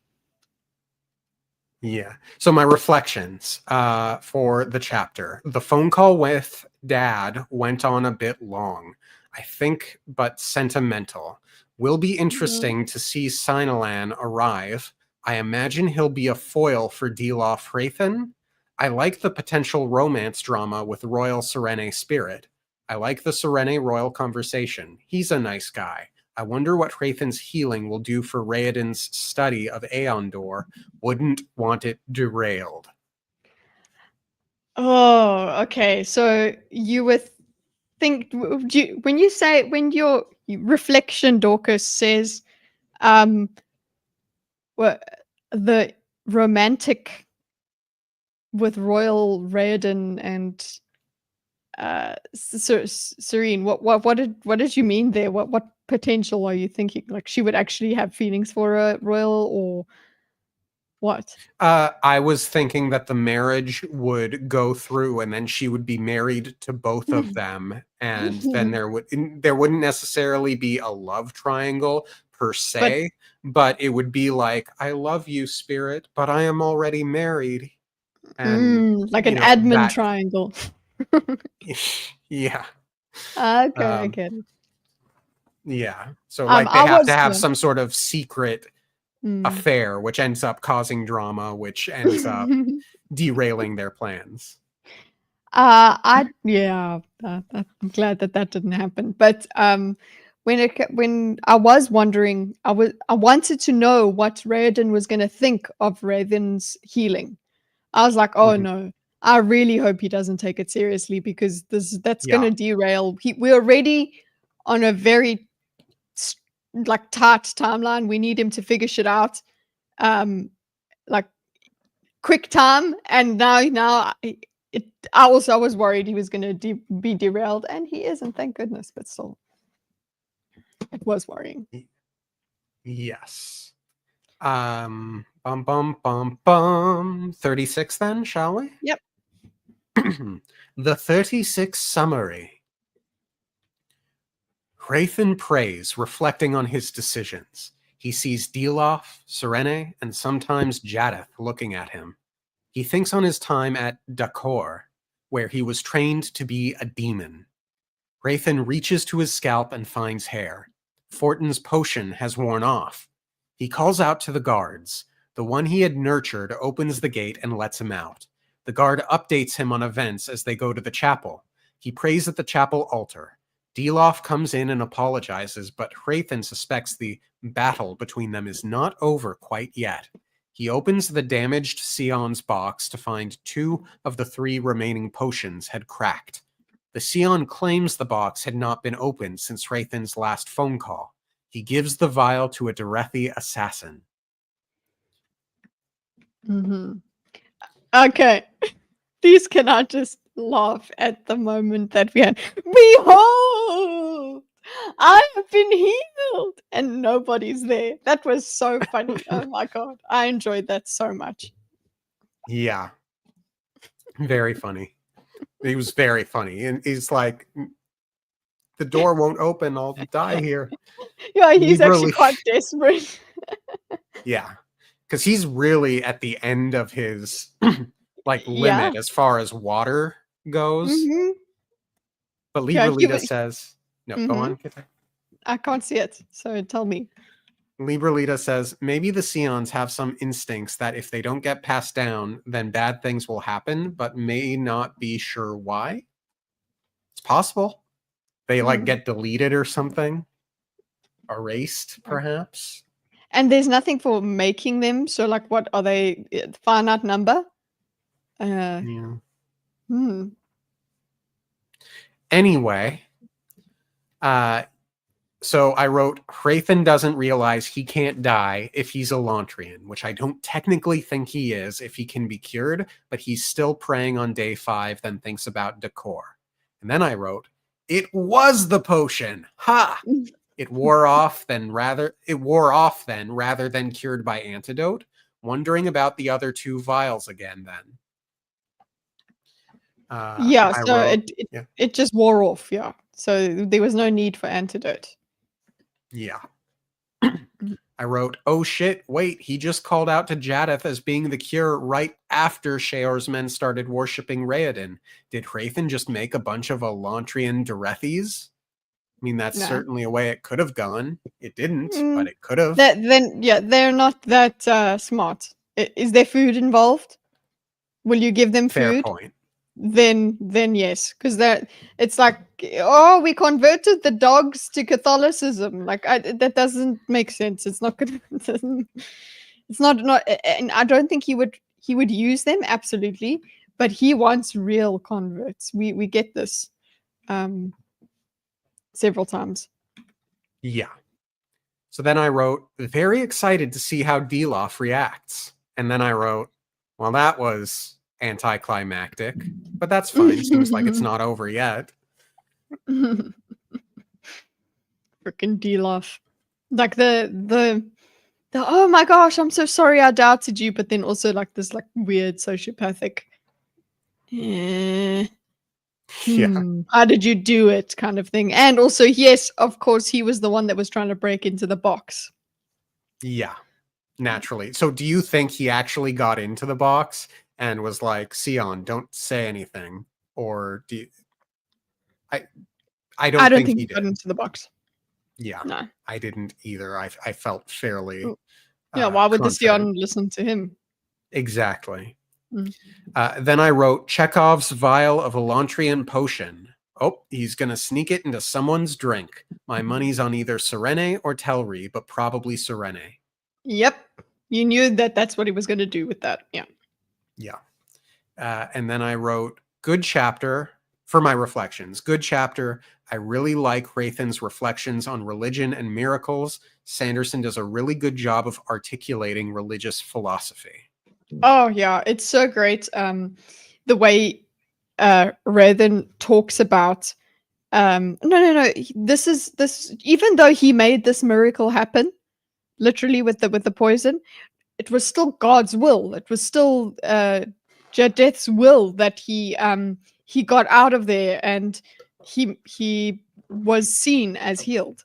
It was still God's will. So he properly copes with the nature of miracles there. It's just like, I know I made it happen, but also he made it possible. So it's fine. It's okay if I mess around a little bit with the truth. Yeah. Good times. And then we move on to chapter 37, yes? Mm-hmm. The summary for chapter 37. Raoden experiences a wave of pain that brings him to the ground. Galadon and Karata manage to rouse him. Galadon asserts the pain doesn't come in waves, but Raoden says it does for him. Karata tells Raoden that he was glowing. Galadon talks about how some people are more attuned to the door. Raoden reminds them of their vow in case he turns Hode. My first note was, aha, he was glowing. I think he's different because he's studying Aeon Door and practicing it. He's different. I think he's different, full stop. And that shows even more because he's practicing it. I don't think I if agree. Galadon was doing as much as him and reading as much as him, Galadon would also. I He do is agree. Like on my second read through and having sat with the book for too long, yeah, I agree. He's Gary Stu special. Dare I say don't it? mind him. I don't mind him being special, the chosen one, because he is special and he is unique, and I prefer him to Serene. Okay. Yeah, I was also glad that this vindication that because we had Raoden like, oh, I'm just weak. I don't know. I don't deal with the pain like everybody else does, whatever. And it's like now it's like, no, actually, you are different, and that makes him feel a lot better about himself. I have put a poll in the chat, I think, asking the question. So I've said no because it's okay. So it's like no because yes. That's why. Cool. I still argue that I am ambivalent about it. I tend to lean more toward yes, but I'm not like ardent. It's this horrible. way. Yeah. Like I think it's there, but it's like, is it a problem? I don't know. That's probably it. And I like Raoden. I think his unending optimism is infectious and good, and it's nice to read. So yeah. Anyway, where were we? I have distracted myself. He goes, why me? One of those things, but he's not annoyingly so. Exactly, Carol. I think that's it. It's not annoyingly so. Yeah, I think that encapsulates it very well. Yeah, because he's also well-rounded in his stewness. Okay, so he's like, it's not that he is unaware of his failures. He knows as well. He's like, oh shit, that's like, and he's also has insecurities as well. Like he was worried he was just too weak for the, but now it's like, okay, you're special, and he's like, okay, cool, thanks. I was really worried When he falls, they'll take him to the pool. I wrote there, seems like that will be his end. I was like, I don't know, just feel like I don't know. Just at this point, this is where I'm like, I was just thinking, oh crap, that's just where he's headed to. As opposed to, well, he's gonna fix the day or the door and all of that. Mm-hmm. Uh, I wrote, Raoden says the door isn't alive, but a force. Mistborn mhm. connection? It's not sapient. Shall be not a man, but a force. Mm-hmm. I like that Raiden also, sorry, just Raiden is, he doubts the healing. So I was like, thank God. Okay, thank you. Please don't start thinking that this guy's really healed. He's like, Yeah. it's, that doesn't make sense. And I love that he also said, so if we just spoke about miracles with Raiden, then Raoden at the end of this chapter says we're not going to wait for an external miracle. Like the Elantrians are not going to wait for an external miracle. They're going to make their own shit happen. So Yeah. that was a nice callback. Yeah. And my third note was Raoden doesn't think Rathan was healed, but pulled out and brought elsewhere by Wyrn. Not a bad thought, and I like that it's both illogical and wrong. Yes, you see, look at him being logical and wrong, not Gary Stewie. My reflections for the chapter. Not a bad chapter. The big takeaway is that Raoden vocalized that he experiences the pain differently and that he glows sometimes. He glows sometimes. Sorry, why is this phrasing so funny? Okay, sorry. Continue. Twilight? What? Oh, there Zombie you go. Twilight? He glows sometimes. So this brings us to 38, yes? Yeah. Okay. Ooh, it looks like I have a lot of notes for 38. Chapter 38 Summary. Serene and co. watch Rathan's sermon. He preaches at the town border because his crowds are too large for the chapel. The patriarch arrives in Erelon. Shuden, Serene, and Yondel discuss Sinalan, wondering why he came to Erelon.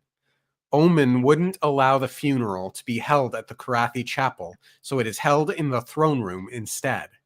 After royal service, Sinalan steps up to read Aeden's will, freezing all royal titles and returning the kingdom to more conventional inheritance laws. Aeden's body is brought to his burial plot and buried. Serene prays before her wedding. Rathan attends the wedding. Mm-hmm. She noticed. Excuse me, Twilight vampires don't glow, they sparkle. Sorry, yes, sparkle. I stand corrected. Sorry. Okay. I wrote, Sinalan is very extra. Yeah, so like I understand your earlier thing that you just think Serene just doesn't like people that have power, but it's like no, he's actually just annoying. So she was kind of right about that. He's extra, and he's fabulous as well. Gilderoy Lockhart syndrome. Yes, I suppose. Yeah, the patriarch arrives. Also, did you have any idea why this patriarch was going to be there? I had Did you no have idea any at clues? this point Yeah, whatsoever. I had no clues. I was just like, "What is he here for? Just show us." I don't have any speculation. Yeah. And then there was the reveal that I was like, "Wow, that's all I wrote was, well, that's convenient." It was, I don't remember my notes for that part, but I'm sure we'll get to them. Sinalan became patriarch because Wyrn was young when he became the Wyrn or whatever. Wolfden was young. His name was Wolfden before he became Wyrn. Yeah, so they were trying to basically arms race each other's young leaders. Yeah, they really are like properly playing with the religion. It's like, yeah, they're like, oh, our pope's got to look as fabulous as their pope. So that's how it works. Um, Ian Dell actually gets upset about them talking about the looks Yeah. of this guy. They're like, listen, he's still the pope. Basically, he's saying like, and it's like, okay, sorry, we won't be ugly about him. Um, and then just another thing I noted was Sanderson is very specific here about the funeral is in 2 hours, then the wedding. He sets this up for the poison. That's him setting us up for the poison because he mentions how long everything is going to take. So I don't find here, there's no evidence yet of when she does get the poison slipped to her. But she does in this time. Yeah. It takes effect Yep. right on time. So it's all done very nicely. But yeah, I guess he just puts that in there just to help us out. Yeah. I wrote, Mm. I get Royal's justification for taking care of the funeral, but oof, I don't think I could do that for a friend who turns out to be a serial killer. Sorry, Kitteh. I do like the expressed symbolism of having it in the same room as the wedding, though. I thought it was just hilarious. And it's like, it just made me think of like, what's it, 2 funerals and a wedding or something like that. That whole thing, because it's just all in one room. And I like Royal just going, let's not speak ill of the dead. Just they're kind of all trying to just get past the fact that this guy was crazy murderer. Yeah. I wrote, I have something to add, Sinolin announced. I literally groaned. No predictions, but whatever it is, it won't be good, I suspect. Okay, so it's the king's will. Now I don't expect this will be good for Sereni and Co. But before I read it, I have to ask, should his will matter given the matter of his shameful death? Yeah, I don't know. Why are we caring? Yep. Okay, I see why this is a long set of notes. My lords and ladies of Erelon, let the will of your first king, Eadon of Kay, be known. I swear solemnly before Domi, my ancestors, and whatever other gods may be watching, that this proclamation is lawful. If it be that I am dead, or for some other reason unable to continue as your king, then let it be understood that I made this decree of sound mind, and it is binding according to the laws of our nation. I order that all titles of noble rank are to be frozen as they stand, to be handed down from generation to generation, father to son, as is commonly done in other nations. Let wealth no longer be the measure of a man's nobility. Those who have held to their rank this long have proven themselves worthy. The attached document is a codified list of inheritance laws patterned after those in Tiad. Let this document become the law of our country. I wrote, is that really worth anything anymore, considering as at the part where it said, I swear solemnly before Domi. And I wrote in all caps after that, I don't trust it.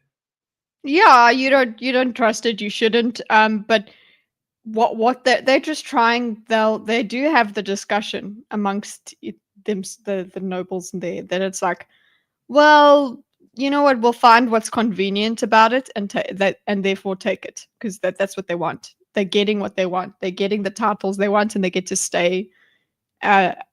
It benefits them, so they're going to, whether it's questionable or not, they're not going to question it if it helps them. So the thing that is in this document is that it was written. It's he has to. This guy would have had to proclaim it after 15 years of Eadon's kingdom, or at Eadon's death, whichever came first. So this is kind of like, this proclamation was made before all of this occurred. So it's valid still because it was made when he had a sound mind. Because of when it was made, that makes it valid. And Gotcha. again, because it benefits them, they're not going to question it. Right. Mm. Shuden calls it a good plan, and I hard disagree. Being a good king is a good plan. Yeah, because Shuden explains it as, so he made so that the current nobles had to fight it out to find who is strongest, and then they would freeze it. Like I don't think that's his plan. I really don't think that was his plan. This is all very convenient. I don't think it's the truth, but I wrote. Yeah. No, go on. It's tiered shenanigans. It's coming from there. Yeah. I wrote, first off, awfully convenient. Second, 15 years are dead first. For all the hate and rebelliousness Sereni and co have had in the book so far, they could have just waited 5 years. Third, Eoden lost his heir. Does that make Serene queen sans marriage to royal? Possible Sereni spirit marriage? Yeah, we need that. Yeah, so if everything is frozen in place and things pass as they are generally known to, in theory, wouldn't that make Serene queen dowager? I don't know. Just the queen? But there's no man involved, therefore. But she's legally married to Raoden. She's the widow. But yeah, that's why she would be. That's why she benefits from marrying royal, or everybody benefits from her taking a new husband as royal. Yeah. So she actually is still called a relative of Eoden. Right. So I really think, and I don't think it's like ever mentioned in the book, the possibility that this proclamation would just straight up make her queen. End of story. Yeah, you would need royal I think it's just that she needs sort of enough backing for it to happen. So yeah, it's the politics of it, the aristocracy of it all, that she needs that kind of boost. So it's not like technically, for them to take that technicality forward, there needs to be a reason, and that would be royal. Also, yeah, did you at this point realize what was happening by the time, and then the screaming started because she takes the veil off? It was all very dramatic. This is happens in this chapter. It does, but it happens at the very end, so not yet. Yeah. Okay, so you haven't noticed it. Okay, where are we at in your notes? Okay. So they buried Eoden, and none of them questioned whether or not Serene is now queen regent without the need for marriage. Oh wait, there would be Esh to consider, queen dowager. Interesting that Hrathen is there. I don't remember if I mentioned it in my reflections segment, but I did think Serene's reflection on Eoden's strength in becoming king after the fall in that time of chaos and bringing order, I thought that was actually quite nice. Just felt respectful. More respectful than when he was alive. Not that he earned her respect, but just, and then I wrote in all caps, "Oh shit, she's been poisoned. Oh shit." And LOL. And then I wrote, "Okay, I've calmed down now. I had to reread the segment. There was no mention of hunger or anything foreshadowing the transformation that I was aware of. So this was probably one of the best and most timely things Hrathen could have done with the poison, but it could/probably will backfire when it wears off. Though, of course, by then they'll probably have successfully installed Telri on the throne. Esh and Royal can still marry." She is completely out of it because of her husband's downfall. Shameful. Yeah, Shameful, she's yeah. basically she's been ruled out. But obviously we don't know that. Exactly. It's still a possibility. And I think that Eshin, people don't care for her anyway. She's not Yeah. worthy of following, so it's not really she's not much of an influence. It would be a weak move. I again just I enjoy the absolute cinema of she lifts her veil and um it's just it's her wedding and she's finally getting she's thankful that she's gonna because we get insight into her prayer beforehand because the bride's got to pray before and she's like as she gets to it she's wearing the wedding dress she was gonna wear when she married Raiden. Oh, all of us, and then she just sees the horror in everybody's faces and then the screaming started. Oh, it was very dramatic. My goodness. Yeah. I wrote in my reflections, don't even know what to say that I didn't already say in the earlier notes. I loved the reveal and totally wasn't expecting it, even though it makes a lot of sense. Mhm, Yeah, I guess I was just completely blindsided by it. I feel mhm, like I should have known it was coming, but mhm. yeah. Anything else to say before 39? Yeah. Chapter 39 Summary. Hrathen watches as Serene is brought away, her friends in tears. Telri nods at Hrathen, having received his message not to protest the wedding. And my first note is, haven't even read it yet, just noticed how short the chapter is. And then I got a quote. Hrathen was surprised to realize that he took no joy from their sorrow. Princess Serene's fall was necessary, but her friends were of no concern, or at least they shouldn't be. Why was he bothered that no one had shed tears at his own fall before the Sheod? Ah, I poor wrote Hrathen. exactly the same. I made the exact same notes.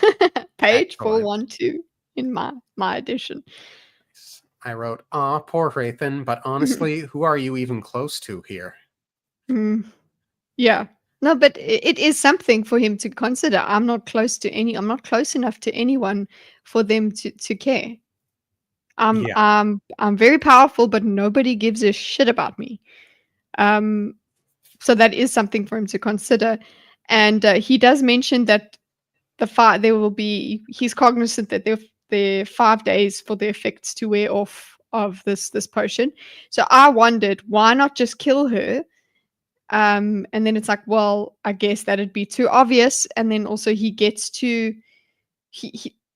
he can also try to make her another miracle healing and say, look, I even healed this one who is of maybe he tries to convert her using this healing thing or something like that. Because I was like, why don't you could have just killed her? But yeah, I guess the obviousness is a good enough explanation. right. And obviously, we don't know his plan for Teod at this point in the No, book yet. no. My reflections, I wrote, poor Hrathen, I guess he's growing and it's uncomfortable for him, hoping for redemption. Oh, you're hoping for his redemption, yeah? Yes, yes, yes, yes, yes. Hmm. I, All right. I continue to like the complexity of his character. Where it's like he's not just one note all the way through. You're just like, oh, he does have this weird soft spot for Serene, and he has some weird morals, and but at the same time he does have principles. It's quite interesting. Yeah, I still think he's one of the most interesting characters in the book. Mm, yeah. Chapter 40 Summary. Hmm. Raoden looks for a way up to the walls to see why the guards abandoned the city. He's worried the East has invaded. The door came against him twice, but his resolve has strengthened. A messenger lets Raoden know a newcomer arrived. Spirit and Serene chat. I wrote, Raoden's concern is justified. I am so excited to see the two of them meet again. Also, there's no other warlords anymore, right? And I wrote, I really enjoyed the Raoden Serene scene. yeah, very cute, very what's her name? Flirty, very romance. What did I write about it? Disappearance of God is a problem. Expects invasions by Dorothy. Hide his people. Oh, he's got the plan that he would hide his people. So this is just something I noted that maybe for in future he might use this. His plan, if there was an invasion, would be to take his people to empty towns outside Elantris. And yeah, he the fact that he notices dirt again, it's a nice barometer for how new Elantris is new and sparkly. My favorite line from them chatting was, "Then you never really gave me a chance, did you?" It was a good Was the line. quote. It was a good line because it's like, yeah, you know what did you lose? You never gave me a chance. You knew I was wrong. You knew I was lying anyway. So just I like the cheekiness of that. That was my favorite line from it. You never gave me a chance. So it's like, give him a chance now. And Yes, just do it. you get over yourself, Serene. My God. My reflections for the chapter were very short chapter, but more or less everything I'd have wanted out of the initial meeting. I expect next chapter will be Serene's POV, and I think that's a smart choice. If that is what happened. Yeah. Mhm. 41 then? I just want to put the note in. Sure. Then you never really gave me... No, that's not Raoden's voice. Then you never really gave me a chance, did you? There you go. Yeah, definitely not the Yeah. first voice though.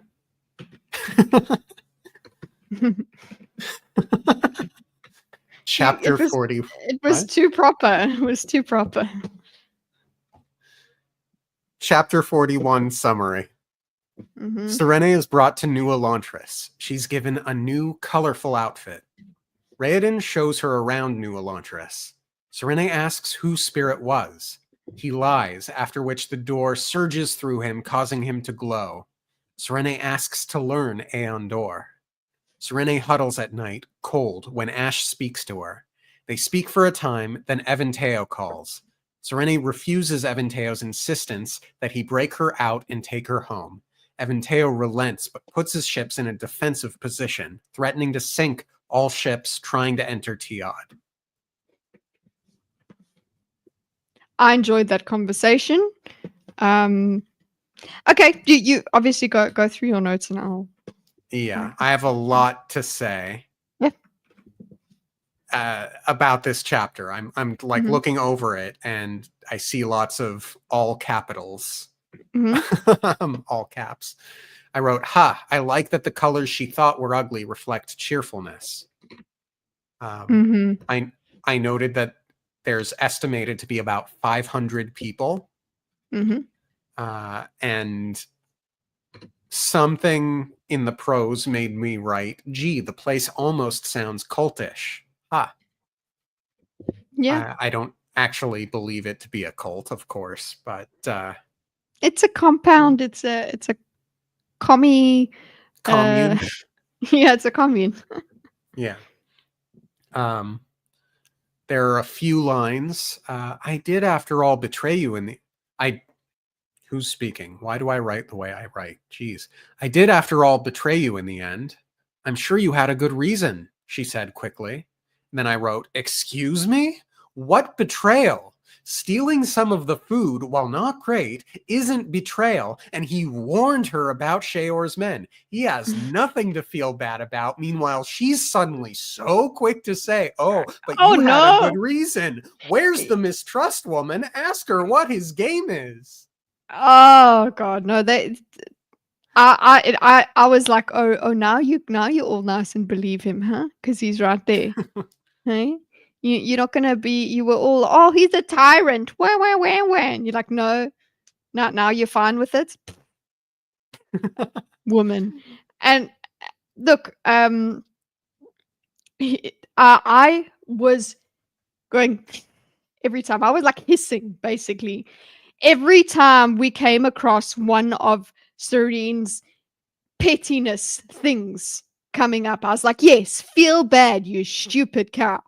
Because she goes, okay, she sees how colorful everybody's clothes are, and then it's like, oh, because I gave them the ugly clothing. Yes, because you were busy having this thing with Spirit. You were having this antagonism with Spirit. You were having this flirty banter with Spirit, where meantime there's people that are being influenced here. So we got the color of the clothing. So it's very satisfying that she has to now wear it. Freaking moron. Then what else was it? Oh, the mirror she even looks in. The mirror, she sees all the ways that they overcame her stupid pettiness. And my thing is, you are smart enough, Serene, to notice that they are going to use these things to help themselves. But you were too busy being petty with Spirit. Like, I understood that she didn't want to give them metal because she was scared they were going to make weapons, right? Okay, I understand that. She could When they have given asked, them clothes, though. They're all in yeah, rags. yeah. Why? No, because she doesn't want to. She doesn't want to be nice to Spirit. She wants to. She has this contest with Spirit, and Spirit lets it happen. He doesn't just say, "Hey, you're being a stupid cow." He plays along with it. No, like the nails, all of this stuff. It seems it's funny at the time, but when I came to it, yeah, I was like, yeah, see, she is so high up in the clouds that she doesn't even realize. Like they asked for fish, right? And Mhm. the reason he said, "Oh, that was one time we got the better of you because we knew you would give us rotten fish, so that became fertilizer." But just think about it. Serene over here, who is trying to be this good Samaritan feeding the Elantrians, gave them rotten fish. Not only that, but she has repeatedly touted that she was like the #1 diplomat in Yeah. Tiod. And it's like, if you're dealing with the leader of a nation, you coming to an arrangement and then cheekily giving bent nails and rotten fish doesn't seem like a way to foster good diplomatic relations. She didn't want to because she already saw him as a tyrant. That's why she was doing it that way. So, But she, I, yeah, and she thinks yeah, everyone's a tyrant that she yeah, doesn't exactly. like. No, she had such a big problem with him. I'm like, you definitely like he lets her skip over it eventually because he's like, oh no, you don't get to berate yourself for this. Because she's like, I'm sorry or whatever. It's like, yeah, you should be sorry. You you were for the sake of flirting, love. You gave them rotten fish. Yes, of course. Luckily, they made their own things with it and everything. But all of this was you and your ego messing about, and these people are on the other side of it. That made me intensely dislike her. Like I understand the feeling of wanting to play this game with Spirit, but you got to think a little bit further than that. Yeah, Serene. I think My so. God. So then I wrote, okay, did you keep food from Sheor's men? Maybe. But it's not like they gave you much of a damn choice if you wanted to protect Serene and the nobles while they were in Elantris. But damn it, why did none of them say, hey, our pain never goes away, and some of the Elantrians went feral when they first arrived? Yes. Why more of this? Why do they not communicate? Because now they're together. So you're like, yay, they will now understand each other. No, they keep quiet. They just continue with this dalliance of theirs, and they don't actually. Oh, she has this. Thank you, Carol. Oh, Oh gosh. Um, freaking Serene. I wrote, the people love you, and there cannot be tyranny where there is love. And I wrote, I disagree. Yeah, tyranny can use love. Yeah, You can misuse literally if there's love for a say a god or something that you can still be have tyranny. I'm But reading. she's being Go on. idealistic about him.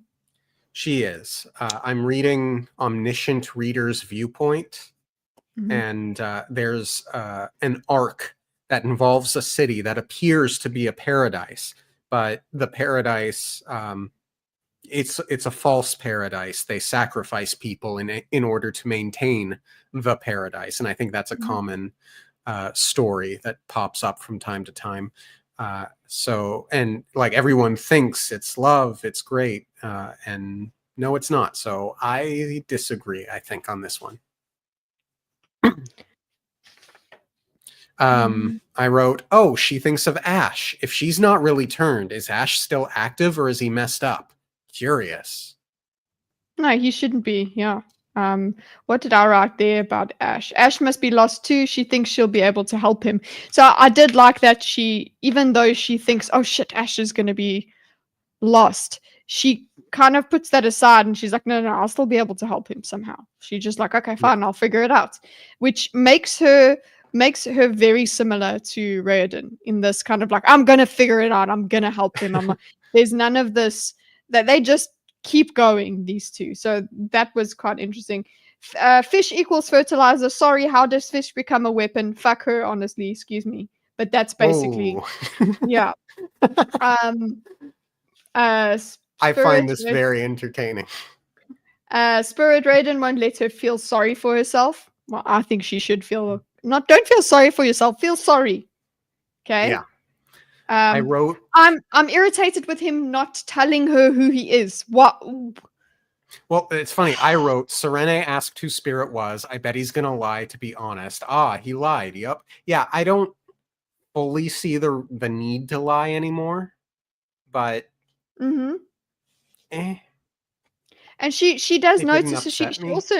she also knows that he's probably lying or whatever. So it's kind of like they've got this thing going between them where they just Hmm. have secrets. Um, I'm like, so at this point, I'm like, hello, who does this sound like? But then, of course, it makes sense. Why would she suddenly think this is Spirit? I think you're not going to let yourself go to this conclusion because it's so out there. It's so far out there. Um, why, Hmm. why would like the closest she could get to having this kind of hope was hoping that Eodon was going to his imprisoned son in the sewers. Like that's as far as it's realistic to me that she can't actually see it that it's Raiden, but still Hmm. knowing it. That's what I mean. Again, Brandon Sanderson enjoying his dramatic irony and playing around with us with the mysteries and things. Oh, look, look, look! You know it, but she doesn't. Look, look, look! He knows it, but she doesn't. Woo! He plays around. He's really having a good time with this book. Um, Yeah. oh, and Uh, also, by the way, when he did, sorry, when he had that power, that glowy power thing, she actually mhm. felt it when she touched him. Yeah. Well, that's my next line. I wrote, "Oh no, the door thing happened." And then I quoted, "When I opened my eyes, I thought that time I had died for certain. Raoden, you sly dog." Uh, and then she asks him to train her. And I wrote, "Well, lucky for Galadon, Raoden has a new pupil." Mhm. Yeah. I'll be right Well, back, though. okay. Please complain more, Kitteh. I'll complain more. So now, what in this conversation, that comes after this attack, of the door, he Raiden explains that, oh no, it's he says, "Oh, the door came upon me or whatever," and she goes, "What does this have to do with Yeska?" Because when she hears door, she thinks of Yeska or whatever, um, and she thinks of Aeon Door as a heathen legend. Um, she just and that was just she thought it wasn't real. So it's like so I'm like so you thought that wasn't real, but at the same time you knew that the Shayod happens. It's like, how do you dismiss the whole of Elantris as a heathen thing but then also accept that the Shayard happens. I don't know. I was just like, okay, Serene, but I guess you don't have enough time to think about it. That's the only thing that I've got there. She's been too busy to think it through. Because I was saying, then what's Elantrianism now? Like, what does that mean? I wrote, yes, I don't know. I wrote, okay, so Ash has not gone dull. Did I just like non sequitur? Did you have more to say, Kitteh? No, I'm disoriented. this actually works nicely because my next note was Serene is very much not an Elantrian. She Okay, gets great. cold, So, no aeons, and yeah. cool. Yeah, so I wrote, okay, so Ash has not gone dull, and she's colder than the other Elantrians. Both of those should signal that she hasn't really transformed. I hope she goes to Spirit right away with the news, but I hope they don't jump to conclusions over it. A fine line to walk. You hope they don't jump into conclusions, as in like they don't jump that she's not Elantrian. What do you mean? What do you think you meant by conclusions there? What conclusions don't you want them to jump to? Uncertain, just coming Don't to do it. wrong conclusions. Maybe I don't want, because Raoden's working so hard studying the door, and he thinks he has an understanding, and it would be aggravating. Good drama, but aggravating for something that is unrelated to weasel its way into the study and be like, how do I account for this? I can't. And then just like unravel all of his hard research is, I guess, not what I had imagined happening, but like a direction it could have taken. And then my big problem with this chapter, I wrote, wait, she's sending Ash away for information? Call Royal and go to Spirit with Ash. Jesus freaking Christ. So many problems that they have could be so easily resolved if they would just use the telephone at their disposal. And that is it's a very big problem with a lot of fantasy when you introduce telephone magic. It's something actually that I think George R.R. Martin does really, really well. They have the glass candles, but they are still very mysterious and very limited in their capabilities. But here, call Royal. No reason not to. Say, hey, I'm okay. Yeah. What's happening? Yeah. No, but she sends Ash to go and do it. He's also got to. I understand that he's got to do some recon. He's got to check what else is going on there. But yeah, being able to call and just say that, call ahead and say I'm on my way to come and look. I think that's important. But yeah, but that's just one of the many times where you're like, just tell each other everything. It's in any book, it is so frustrating when so many problems can be resolved if people would just talk to each other and there's no real decent reason for them not to talk to each other. Yeah, like the only reason we get is basically they're used to keeping secrets and they're scared of the consequences of letting certain people know things. And it's like, yeah, you again, like I said, from the whole thing of Serene telling Royal her plan. Why not tell him? There is no reason you don't tell him that. So same thing here. There is no real reason you don't just call him up. I wrote for my next note, it's not so bad in here. Excuse me, Serene? Bent nails, barely any food, and slime everywhere but the center. But it's not so bad here? Okay, look, you're happy you can still speak with your dad. Fine. And you're comforting your dad. But, okay, fine. No, it's better to make her dad not worry. Yeah, and her crush is there, and also yes, she is comforting her dad. I liked that conversation with her and her dad, the way she was like, "Listen, you have raised me to be myself and to make decisions myself, and now you want to take this choice away from me." That was a great conversation that she had Well, with him. yeah, well, right there, I wrote, despite her right to choose monologue, I'm Mhm. 100% in Evan Teo's court. You could always try to bring the rest back with you, of course, but then they'd be farther from the lake, which she doesn't know about, but I assume Spirit wouldn't want to leave behind. Um, and then there's an interaction. You love them that much? They have become my people. Have they, though? You made a few friends and you found people to be combative with, but have you really come to love the people of Erelon? Is this decision really earned? I'm not so sure. She sees how much I think she made friends with the rebel people, and that's actually who she cares about, and she knows that they care about the people. Hmm. So she's really fully taken it on, but I don't feel like she has a real connection herself with the people. Um, Gotcha. I think it's strong enough. I think it's strong enough. It makes sense that she's taken this on. She's always been looking for belonging. It's all she wants for her whole life. So if she finds an inkling of it, she's going to hold on to it very uh, tightly. So that's what she's doing here. Um, yeah, just love So the discussion with her dad. all of her conversations with her dad are very sweet. Hmm. Definitely. Yeah. So my reflections for the chapter. I wrote, okay, so she grows to trust him really, really quickly.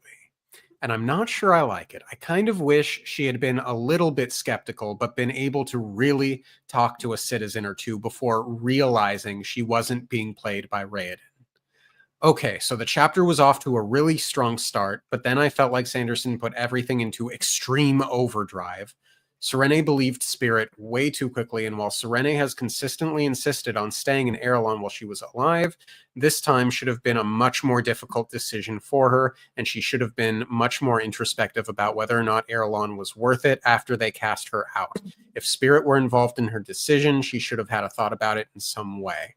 And for the love of, why won't anyone just say, don't hurt yourself? I like that Rayfin would not have stopped to think about whether or not Serene would be able to maintain contact through her Sion. Okay, that was a lot of Hmm. reflections. Well, I don't necessarily agree with the she trusts him too much too quickly. I feel like with her breakdown, with the horror of what happened at her wedding, she is so desperate to just be okay again that she actually her defenses are down. So it makes sense to me that she would be a Fair. little bit more carefree. She's kind of because she's basically died, she's like, well, you know what, I get to have this other life, and she did have feelings. She did, not that she understood them, but she did have feelings for Spirit beforehand. So now she gets to True. be with Spirit. She gets to look into his eyes. She gets to she's enjoying being around him, and she's seeing other people happy. So I do feel like it she was primed to start trusting him at this point, because she has fallen from grace. She got this huge slap across the face at her wedding, Right. so it makes sense to me. That's fair. She is in a very vulnerable position at this Mm. time, which perhaps I was hard on. Mhm. Um, anything else to say about the chapter? Yeah, no, good. All right. I think I've complained enough. 42. Cool. 42 summary. And it looks like there are no notes for it. So I'll just read that and then the reflections. Raythan feels more confident than ever.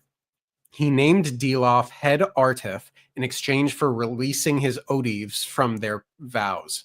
Deloff is very upset that he isn't allowed to do anything about Elantris. Raythan is extremely confident of his success. He turns his attention to Teod. And then my reflections, short chapter, Raythan is definitely overconfident here. Hubris might come back to bite him. Yeah, Dilaf is not cowed, boy.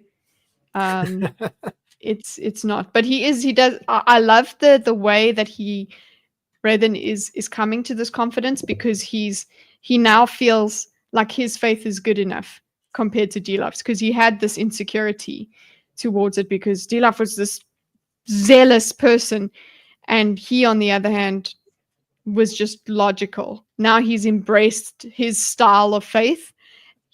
Dilaf can't use it against him anymore. So I understand this confidence as well. It doesn't mean that Dilaf is not going to be scheming and doing stuff like that. Cool, he can't get to you as a person anymore. That's nice. But he's still working against you practically. So think about that. Very I mean, yeah, so. he's so confident of his success. He's like, yeah, I'm gonna give both of them. I'm gonna give 2 nations to Wern by the end of this. He's trying so hard to do this conquering without bloodshed. Just that's noteworthy. Yeah, he likes this this Dilaf Raven thing as well. I noted that he matches Dilaf's anger with logic, and that's also part of his enjoyment. Is that now he can use his logic and just nice. Facts don't care about your feelings. Yeah, kind of thing. Feelings don't care about your facts. I wrote here, he considers Erelon converted without violence. So I just put eek, because he literally said that. He's like, oh yeah, I've done it without violence. It's not done yet, boy. No, it is not. You know that it's not by that point, but you know what, you're like, enjoy your delusion here, Raven. I understand. And then that brings us to 43, yes? 43 summary. Galadon shows Raoden a set of stairs up the wall, but it's barricaded at the end. The two begin axing away at the barricade. Galadon has been trying to get Raoden up the stairs for 3 days. They look out over the city and find the guards at Telri's mansion. They believe something is wrong. They go to the library. Serene is excited about having found a political book that effortlessly refutes Fjordan's rhetoric. She has had no success in studying Aendor. You can tell it's getting late for me. Serene found an earlier copy of Wern the King, supposedly unaltered by Derethi priests. Raoden asks Serene to tell him what's been going on outside of Elantris. Serene starts by saying she dethroned Eoden, who then hung himself. Okay. First of all, Dorcas, how could you just say Galadon has been trying to get Raoden up the stairs for 3 days? Just like that. I hope you have many more comments on this point. I don't remember. There's romance, that's why. It was very expected that he's been spending so much time with Serene that he hasn't been going up the stairs or hasn't been continuing with the rest of his things. He's besotted with the girl. Yeah, it's very sweet. Tell her the truth. Well, it's so irritating that they're like, oh, they're so besotted with each other, but they still don't talk to each other about what actually matters. Because I feel confident in supposing that if he did tell her, she wouldn't leave after she was cured, which makes it very convenient for her to just up and leave. Not that she just ups and leaves when that time she comes, doesn't want to leave anyway. I think it doesn't really matter to her at this point. Yeah, I retract my statement. But just tell her. Okay, I did write, I liked Galadon's proverb jab at Raoden, which is in reference to the fact that he's behaving like a lovebird. Noteworthy, it's been 3 days, presumably plus the one Serene had spent waiting means 1 more day before she turns back to normal. I'm curious to know if she will struggle with Aendor, considering she's not really an Elantrian. That ends up being true. Okay, so it's been 3 days. Serene has Ash, and she and Raoden are acting like lovebirds, but she hasn't told him of anything going on in the outside world. Yep. I followed that up, though, with, okay, I guess he had his reasons for not wanting to pry too much, but I still feel as if the information should have been exchanged, either because he's the leader and guards being missing is worrisome and worth bothering her about, or because she might want to bring Raoden in on whatever she might be planning. I would also note, if Serene had come in hesitant to trust Raoden, there'd be more excuse to not divulge the events of the outside world. That's clearly not what happened. Yeah. Yeah, that makes sense. But what's happened here is I think they've just both indulged in just being lovers, being together, and just being young. So they've Love indulged in montage. that. Yeah, they've just enjoyed each other's company and ignored the problems in their lives, and that's helped them not discuss it. So it makes sense. It's frustrating as all hell, but it makes sense. Also, we do have a bit of a discussion about why, because Galadon's like, when are you going to tell her she's your wife? And he's like, I don't want her to feel obligated. He is actually scared of being rejected. Okay, This is true, I think. So they are both indulging in each other because they're so scared of losing each other, actually. So yes, I understand keeping as much information to yourself is an instinct that they kind of have, because they're like, I don't know what they're going to do with this information. I'm scared that she's gonna it makes sense. Like, a lot of people, when they lie to each other, it starts off with a little lie, and then it's like, oh no, but now she'll find out the truth, and then the lie just builds and builds. So it seems like that's kind of what's happened with them. They've built up. I noticed, or I wrote, page 475, riddled with indicators she isn't Elantrian. Yep. I said, she is so not Elantrian. No hunger, no aeons, but it's all explained away. Yep. I wrote, I'm sure logical Hrathen will be very interested in the Wern the King poem. You know what was frustrating is that Raoden was not understanding how important what she was talking about was. She was too busy, thinking about how am I going to approach the subject with her. And he also is like, she's still pretty. Like, he just starts looking at her, and then he's like, oh shit, she's talking. I was supposed to listen. He has that kind of moment with her as well, which was frustrating. I'm like, this is actually quite relevant for you, Mr. Raoden, sir. It's important to understand what your political opponent or religious opponent is going to be doing, and you are not going to be isolated for much longer. So listen to the woman, but obviously it's not too pretty. Indeed. And then I wrote, I dethroned Eodon, which of course is why he hanged himself. Big oof, lol. I said Serene tells Raoden his dad hanged himself so nonchalantly. This book does slap you in the face with those kinds of moments at the end of chapters. And you hear the music at the end of the episode, basically. And then you're like, okay. Yeah. Let's see what goes on next. Yeah, that was quite a reveal to leave us on. Yeah.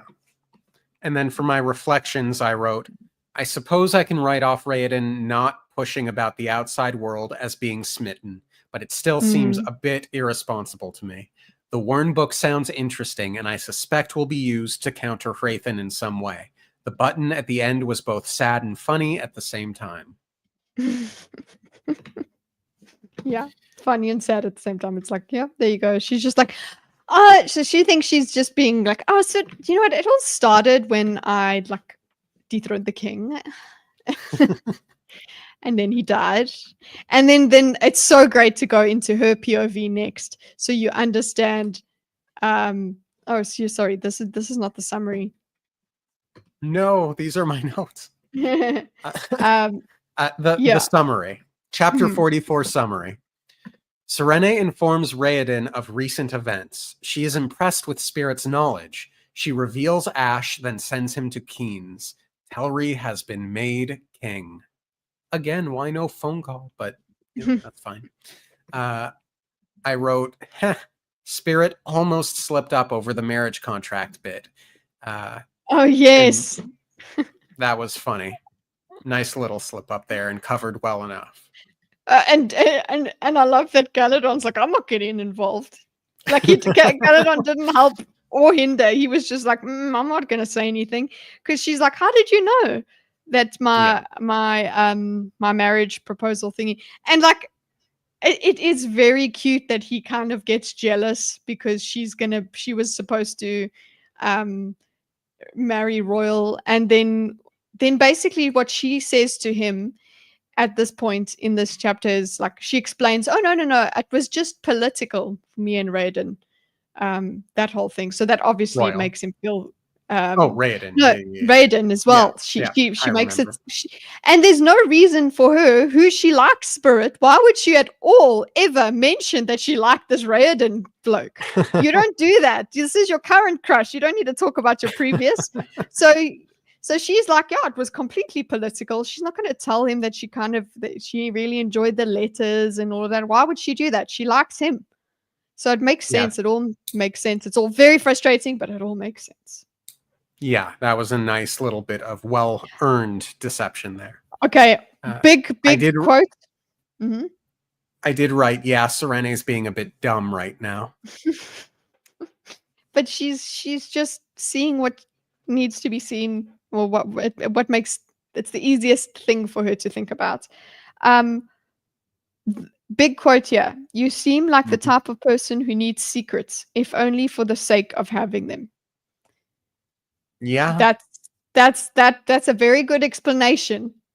And she even agrees. She thinks that the comment is quite apt. Both of them are like that, Raiden and her.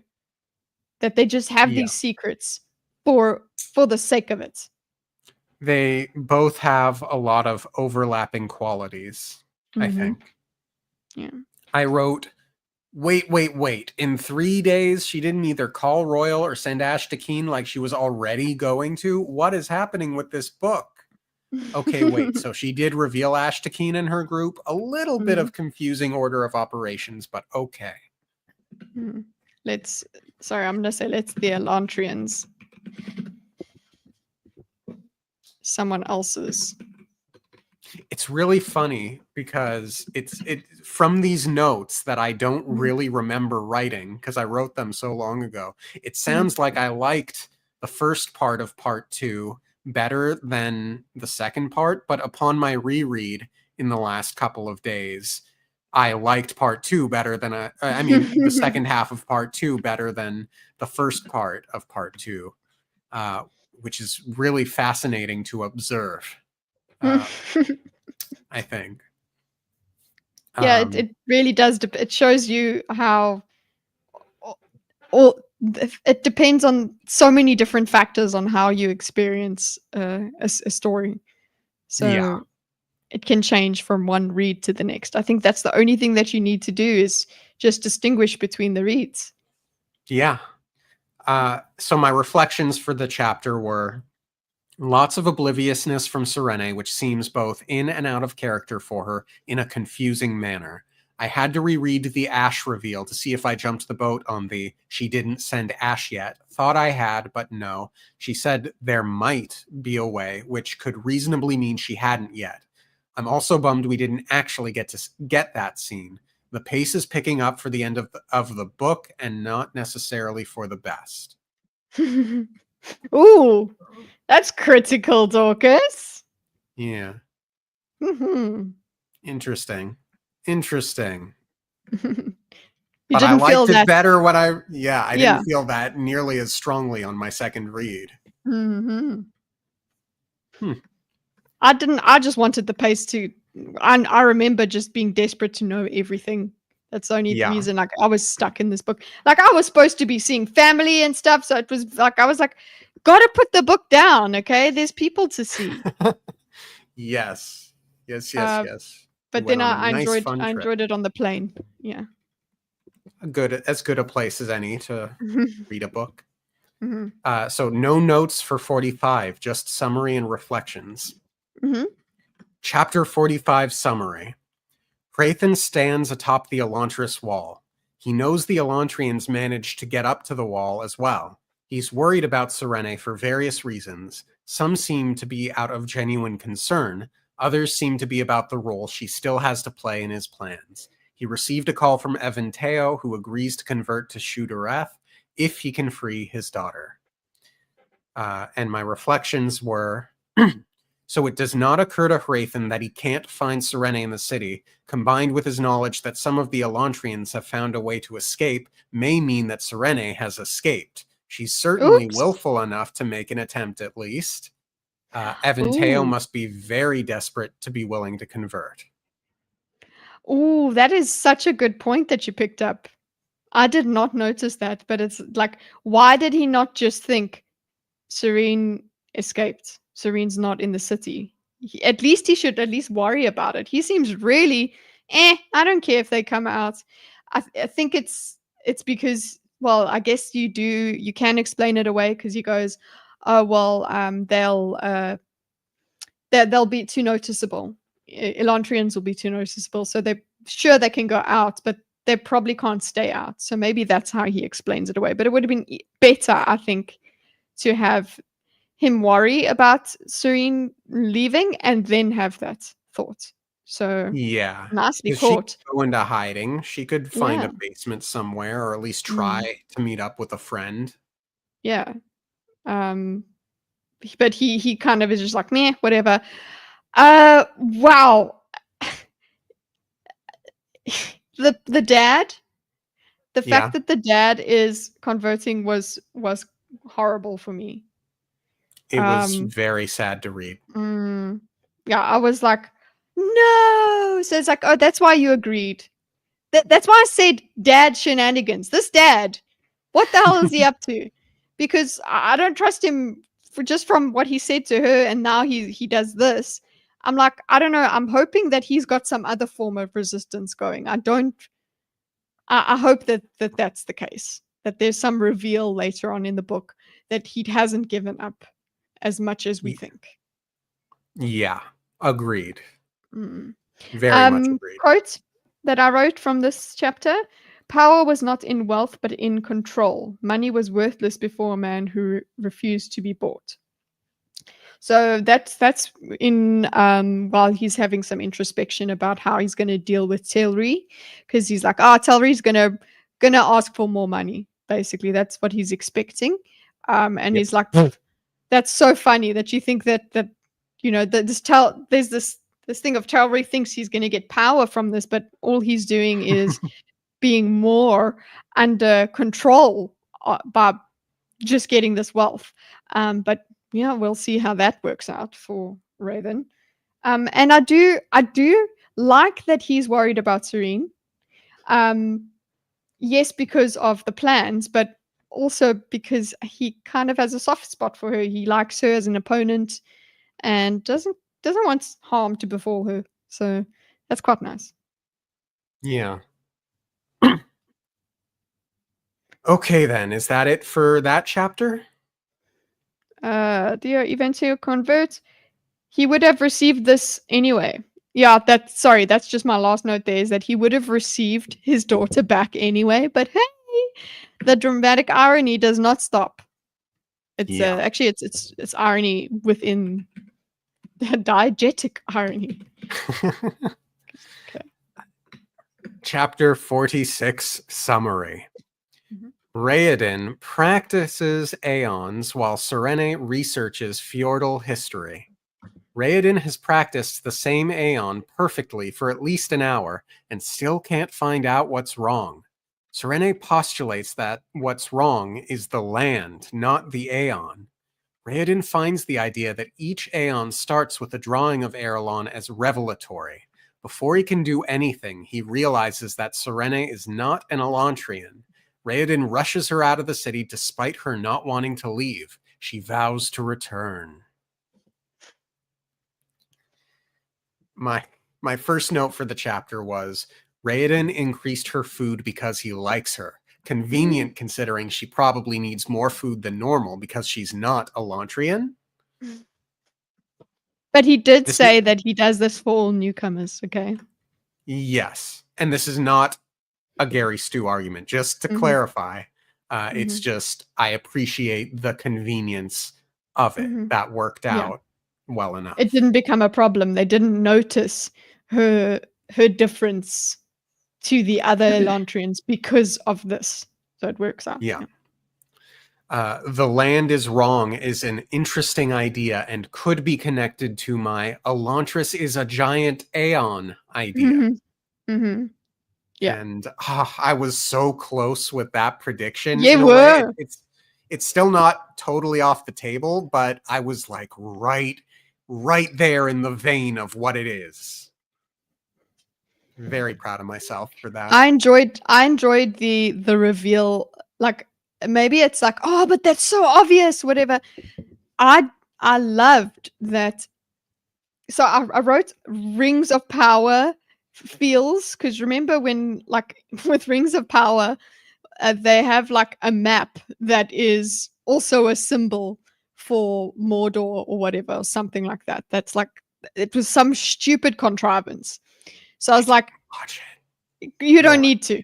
But it was a stupid contrivance, and it's basically like the map matches up to the symbol, and it's like, whoa, everybody's crazy about it, right? This is how you do it properly, okay? Because what they did is that they literally put up a map, and he makes the Aeon, and they kind of line it up, and they go, wow, and they have this big moment of reveal, right? And I like that it doesn't immediately fix everything. They're on the right track. It's a nice step to take. And I like that it's just something as innocuous as, oh, well, my teacher just told me an easy way to remember this is just draw a map of Arelon. It's so elementary that nobody even writes that down as a thing. I loved that little, that happens. It's a trope that happens in mysteries, where someone just makes a comment and they go, say that again. And then they have to say, the which part did you say? That whole thing happens. I think he even did say that to her. Like, say that again. I think he actually did. But yeah, I like that little, that again, him playing with his mystery. It's all great. Yeah. Very much so. I wrote, okay, he finally realized she's not Elantrian. Cool. Yeah. They need to be very careful how they proceed though, because they know Hrathen has been praying. Hopefully they realize this is a plot of his. Okay, Yes. he realized it. Good. But then what did he do with it, Dorcas? Yep. So Raoden wants her to leave immediately, which I think is very short-sighted of him. Serene wants to stay, but I haven't read her justification yet. I suspect she thinks the answer to stopping Hrathen is in the city, which is probably fair. No, she just wants to be with sweet summer child. She just wants to be with the boy. Yeah. And then I wrote the quote, Arelon will be better off without me. And then wrote, excuse me? What happened to you not giving up on Arelon a couple of chapters back? This is not a Serene line. She wants love. Yes. She loves him. And she just wants to be with him, and she can leave behind everything because it's spirit. Yeah. It's the way it is. Doesn't mean it's logical. Yeah. And then I wrote, okay, Serene likes Raoden now, I think. She hugs him. I think. Yes. She says, curse you. Do me curse you. Like, there's this big moment of like, oh no. And then they part, and he's lying in the sludge. And it's all very YA. They should have discussed a plan.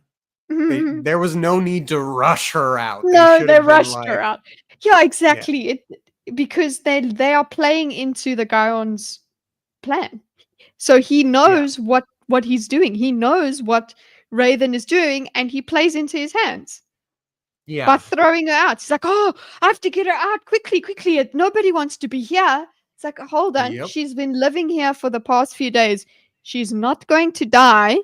suddenly because she's Yeah. in Elantris and human. We know that she Yeah. could stay in there for extended periods of time and not die.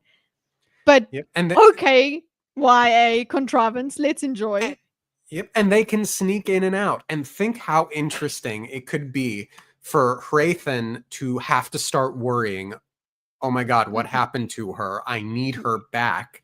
Yeah. And the conflicts that could have with Deloth, and then the conflict that could happen in New Elantris with a non-Elantrian just hanging Yes. about, eating more food than the rest Mm. because she needs more food. There is so much interesting stuff that could happen if I it think we went just that way. Yeah, but I think we just wouldn't have time because Agreed. I think that's what he did is like we don't have time for those interesting things.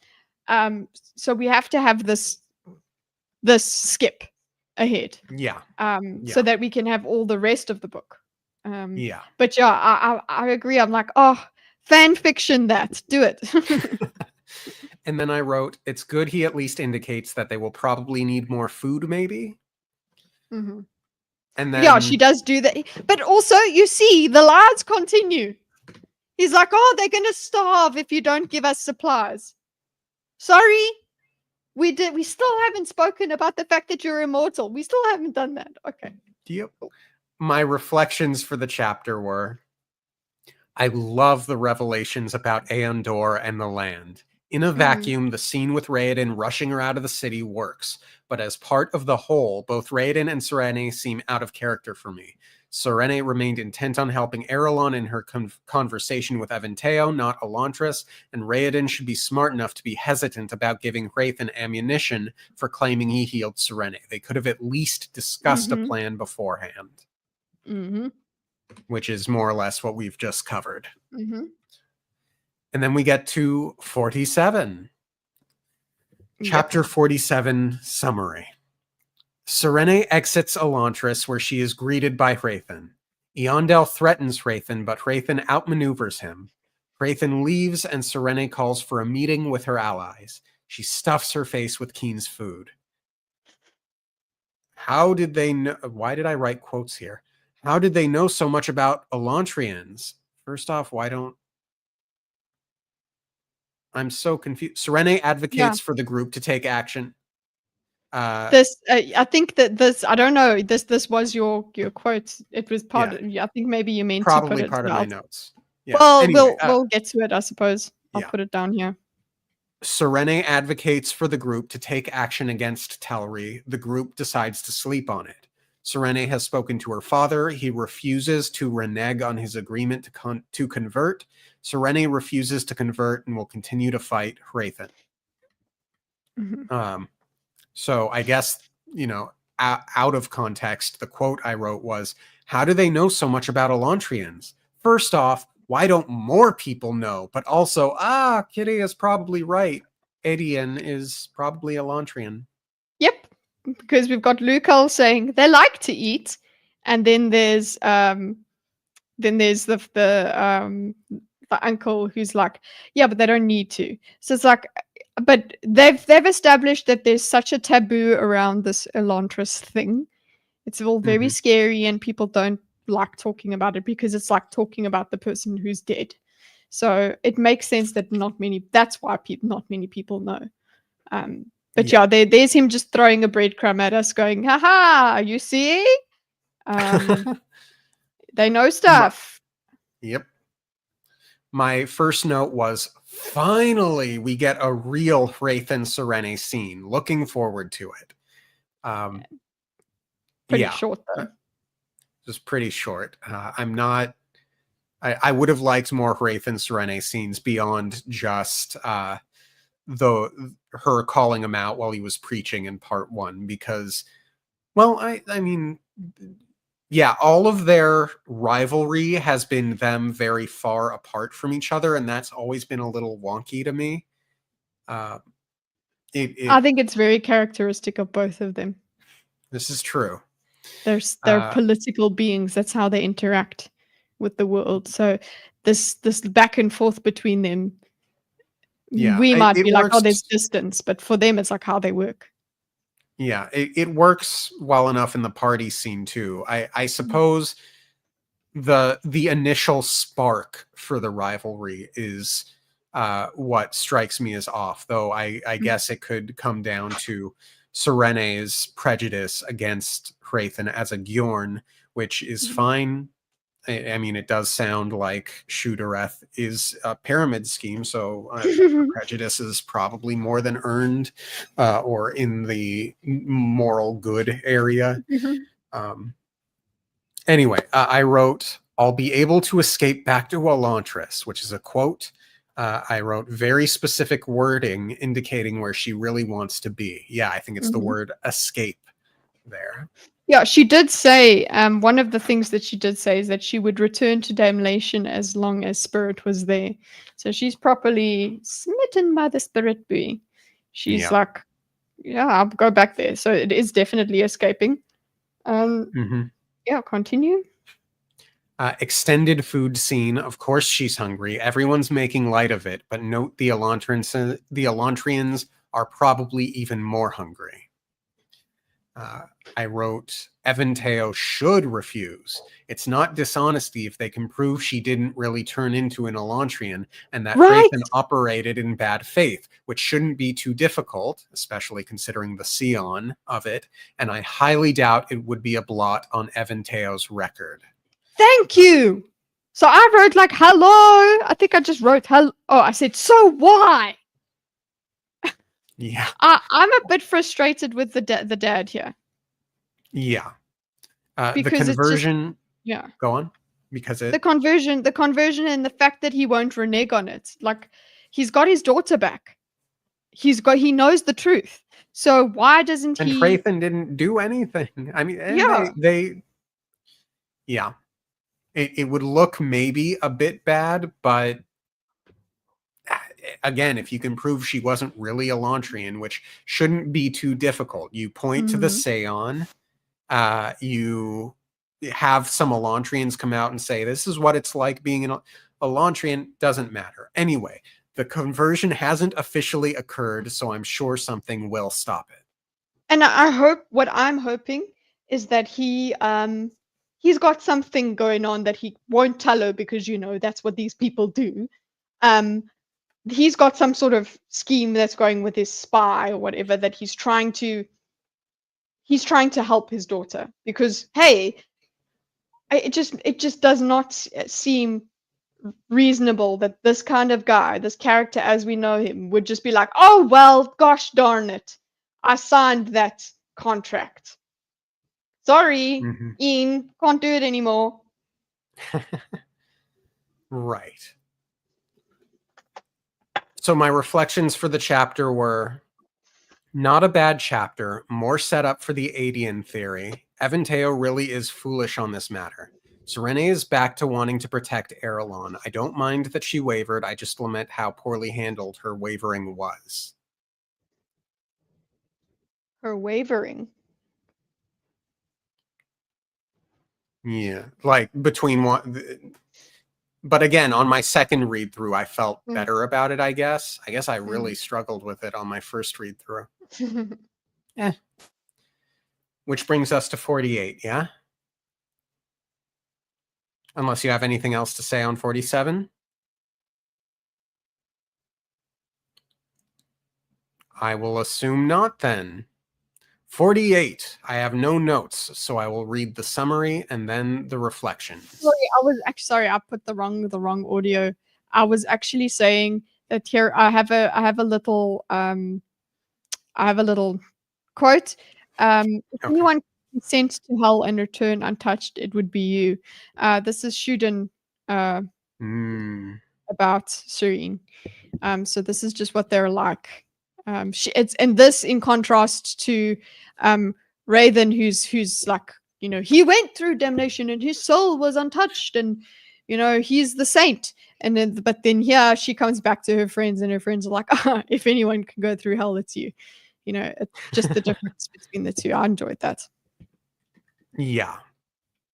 Cool. Chapter 48. Hrathen is aggravated. Chapter 48 summary. Hrathen is aggravated at Telri snubbing him. Telri refuses a bribe. He had written a letter to Wern demanding to be made a Gjorn, so he would not be made a servant king. Hrathen is furious. And my reflections were, smart Telri trying to avoid the Eventeo problem, but I doubt will work out for him. Hrathen is probably more upset about the war it will cause, considering he wanted so badly to avoid bloodshed. Yeah, Telri is both smarter than one would give him credit for and foolish at the same time. He's just so arrogant that that's what he would do. Like he just thought he could do this. It'll work. But yeah, Raven is furious and scared, I would say. Agreed. He's scared of what Wern's going to do. Like, how did you get this? Let this guy get to this point that he thought he could speak to me. Wern is the regent of all creation. Interesting. Yeah. Yeah. Here's the thing, though. Like, I suspect Hrathen thinks that Wern will come in and just decimate the population for the insult, but Telri wouldn't care if Wern did that. He would only care about his own life. But then we get to chapter 49, yeah? 49's chapter 49 summary. Raoden studies Aeon Door, focusing on Serene's revelations. The door attacks him twice a day now. Ash brings a message letting him know Serene convinced the group to rebel against Telri. Serene has been bringing them food on the condition that the food is fetched after the deliverer leaves. Raoden and Galadon realize that the chasm is the difference. An earthquake caused the Rayod, not the other way around. Raoden attempts another Aeon, this time with the chasm integrated into it, and it seems to work. Raoden had fixed something, though he's uncertain what. He's still an Elantrian, still in pain, but the door would no longer come against him. The Aeon Raoden drew earlier burns a bunch of books. They clean up, then Raoden tries making a light Aeon. It works, but is not as bright as it should be. They try healing Galadon, but it does not work. A few more experiments, and they realize that because they are mid-transformation, Aeons won't work on their bodies. Raoden casts an illusion spell that makes him look healed, then plans on leaving Elantris. Okay. All very exciting. Ooh. This may be one of my favorite chapters in the book, if I recall correctly. And then my first note is the quote, "At first Raoden stayed away from the library because it reminded him of her. Then he found himself drawn back to it because it reminded him of her." And I wrote, good line. That's also my quote for this chapter. Excellent. It's just the romance of it all, the love of it all. Yes, that's exactly what it's like. Isn't that frustrating? Things remind you of them and you're like, but I want to be reminded, but I don't. It was very nice. I enjoyed that. Yes. I wrote, as Raoden studies, I find myself thinking about the Wern poem and how it was changed. Maybe someone changed the maps? I don't... I think this was before before you got to the chasm. Yeah, that's probably what it was. Curious to see if Hrathen will join the rebels. I don't know what... against Telri, I think is what I wrote there. Or why I wrote that. I think you had that in mind. You had that in mind in part 1 even, as a possibility. That Raven eventually joins, not so much the rebels, that you didn't word it that way. He joins with Serene. That's what you had in mind in the first part. Yeah, I think I expected both of them to go into Elantris together because of the cover art. But then I wrote, assuming Serene is personally bringing the food but doesn't want to see Spirit for fear of not wanting to leave. And then what?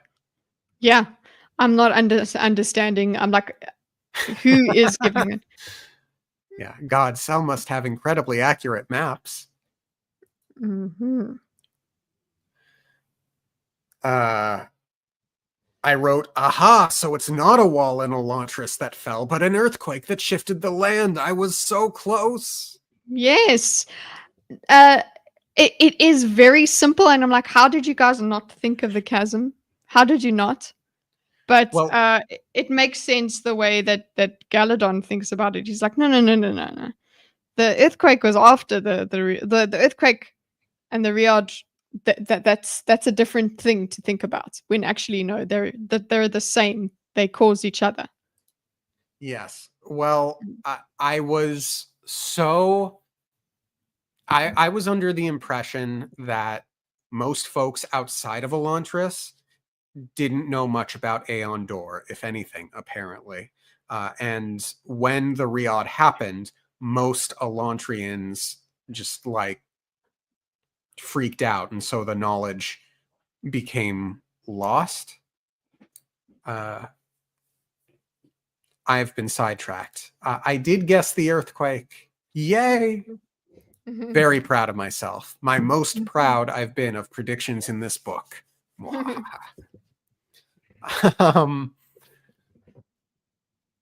And then I wrote, oh no, not the books, because they all go up in flames. The history. Oh, it was biology. It was biology. Yeah, who needs biology anyway? But then again, we do kind of need him learning Aeon Door healing, so that would have helped. But okay. Yep.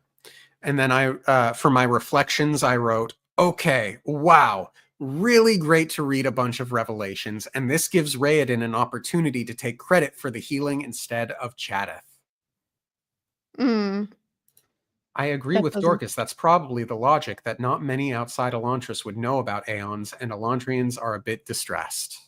Yeah, they were properly. It's even written in this chapter that they were the ones that were like closest to the door. They were actually the most affected, and they were happy. They were kind of okay with being burnt and gotten rid of. So they might have been in the excruciating pain that Raoden is experiencing. So it seems like they would not be in the capacity to be thinking of how this change, how they can fix this. Gotcha. We lost the secret of Roman concrete. But then we got it back just recently. Yeah, we did. Yeah. Anything else to say on this chapter? Couldn't stand a target. I like all the logic of it, all the revelations. He made a mask. Basically, that's all I wrote. He made a mask. Gotcha. God, thinking about this, it's honestly so horrific. Yes. It's possible Elantrians didn't even fully understand the relationship their magic had to the shape of the land. This is true. They do say like it's so basic. Like why would they think about it? Yeah.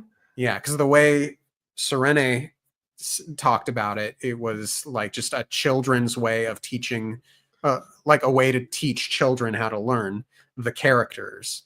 Because the Aeons are basically like kanji, I think. They're just little pictures, which is great. Yeah. Victory lap. Oh yeah, and again, it's possible that like he could illusion a bunch of people, Elantrians, Karata, Andon, and so on, and they could all leave and be like, we can cure people, watch. And then he could do the illusion, and then suddenly it wasn't Shudareth and Jadith that cured them, it was me. But it doesn't go that way yet, as far as we're aware. I'm glad it doesn't go that way so far, because I don't want that. I don't want them using shenanigans. I want them using the truth, because I agree. If they just start using shams and things like that, cool, it'll change people's minds. But then how are we going to build trust when they find out it was just shenanigans? Double agree. I did not say it was the way to go, just a way it could go. Yeah. Uh, so then we get to chapter 50. Here is the chapter 50 summary. Ash has been spying on Telri. Serene wonders why he hasn't converted yet. Crathen has been visiting him every day. Serene is grateful for an opportunity to fence. As she practices, the women get distracted by some strange newcomers. Kalu is seemingly an overly stereotypical doula. Serene challenges the doula to a fencing match, to which he agrees. Serene gets a few painful blows in and wins the bout. Serene notes there's no blood on her sword and no mark on Kalu's face. This was So, stupid. I thought this was really stupid. I'm so excited for your rage over the next No, couple of chapters. I'll let you go. Sorry. I wrote, she's going to Royals to practice fencing. Curious to see if Telri's wife still attends. I don't remember if she does or not. Mm-hmm. I wrote 2 newcomers, Spirit and Galadon. Also, where has Karata been? I miss her. She's looking after the city. It's fine. I wrote, I don't trust it. Feeling confident Kalu is Raoden in disguise. Well, if it is Raoden, this duel could be dangerous. Yeah, if it is Raoden, he's got some new pain to deal with. Oof. Were all my notes for the chapter. And then my reflection was, okay, yeah, no way Kalu is not Raoden. Mm-hmm. Yeah, it's very, very clear that that's what it is. And like we're sure, but I just thought this is dumb. This is really dumb. Why do we have to go through this, all of this? And again, they get to do this back and forth and play different roles because they're scared of loving each other. Like, oh. It's just come more on. like strange lies. Look, I can Yeah. sort of get why he wouldn't want to. It's a little wonky because I get why he wouldn't want to come back as Raoden Mm-hmm. in terms of the group and his hang-ups with Serene. And I do like that he does seem to earnestly try to tell Serene, hey, it's me, Spirit. Mm-hmm. And I just find Serene really aggravating that she just rejects him. Again, it's Serene just inherently disliking people for weird reasons. Yeah, that's what's so interesting about it. So yes, I was so very frustrated, but it's actually Serene's like her characteristics standing in the way of her seeing the truth or being told the truth is beautiful. It's like her being such a cow actually it has a concrete effect that happens in the rest of the story, which I enjoyed. I did enjoy that. I enjoyed the frustration it created, because if it creates frustration, then I'm feeling something and I'm enjoying your book. So I was good. But yeah, it was just I just thought it was also just kind of, it was dumb of Raoden, but I understand Raoden is dumb with love. He's stupid. Yeah. He's doing stupid stuff because he wants to play with the girl. That's all. He wants to fence and he wants to flirt with the girl. That's honestly that's how scientific I get. Love it. Mm-hmm. And then that brings us to 51. Mm-hmm. Chapter 51 summary. Crathen had a phone call with Wern, who was angry but not overly so with Telri and refused to name him Gjorn. Telri's attitude has softened a bit, but his non-committal attitude has confused the populace. Crathen thinks he sees a Derethi priest in the market where none should be at the moment. He follows him into a room. Delof confronts him. And then I wrote, oh man, a Crathen Delof confrontation. I suspect this will be an impactful confrontation, but I don't know which way it will go. There's also the possibility that it's Raoden or Galadon disguised, but I don't know how effective illusion magic is, nor if they know enough to be able to imitate Delof. That said, Delof is being ominous and shrouded in darkness. And then my reflections for the chapter were, I'm suspecting Deloff may have found the Sion and shit-talked Hrathen to Wern, but damn it, Hrathen is frustrated, but not out yet. There's still time to get Telri to stop being dumb. He thinks so. I don't know what Deloff is on. What is he talking about? What is he done? This is the last Deloff chapter we get in this part, if I recall correctly. This is the new mystery unlocked. He's done something, and we don't know what it is. Yep. We do get Hrathen again. We do get him, but we don't get Deloff. So we don't know what his victory is. Because he goes, "What victory? What victory?" And then he leaves. Yep. Yeah. And then we get to chapter 52. Chapter 52 summary. Galadon stitches Raoden's face after his fencing match with Serene. Raoden intended to tell Serene about the illusion, but she is refusing to be alone with Kalu. Raoden has become a staple of noble society as Kalu recently, but is frustrated in his inability to get invited to the group's secret meetings. Royal joins Raoden and Galadon. He invites them to the group meeting at Keen's. He puts some makeup on his shirt. Called on a it rag. on a rag. Yeah. With 52. Very obvious. I don't even think it was intended to be a reveal for readers. Yeah.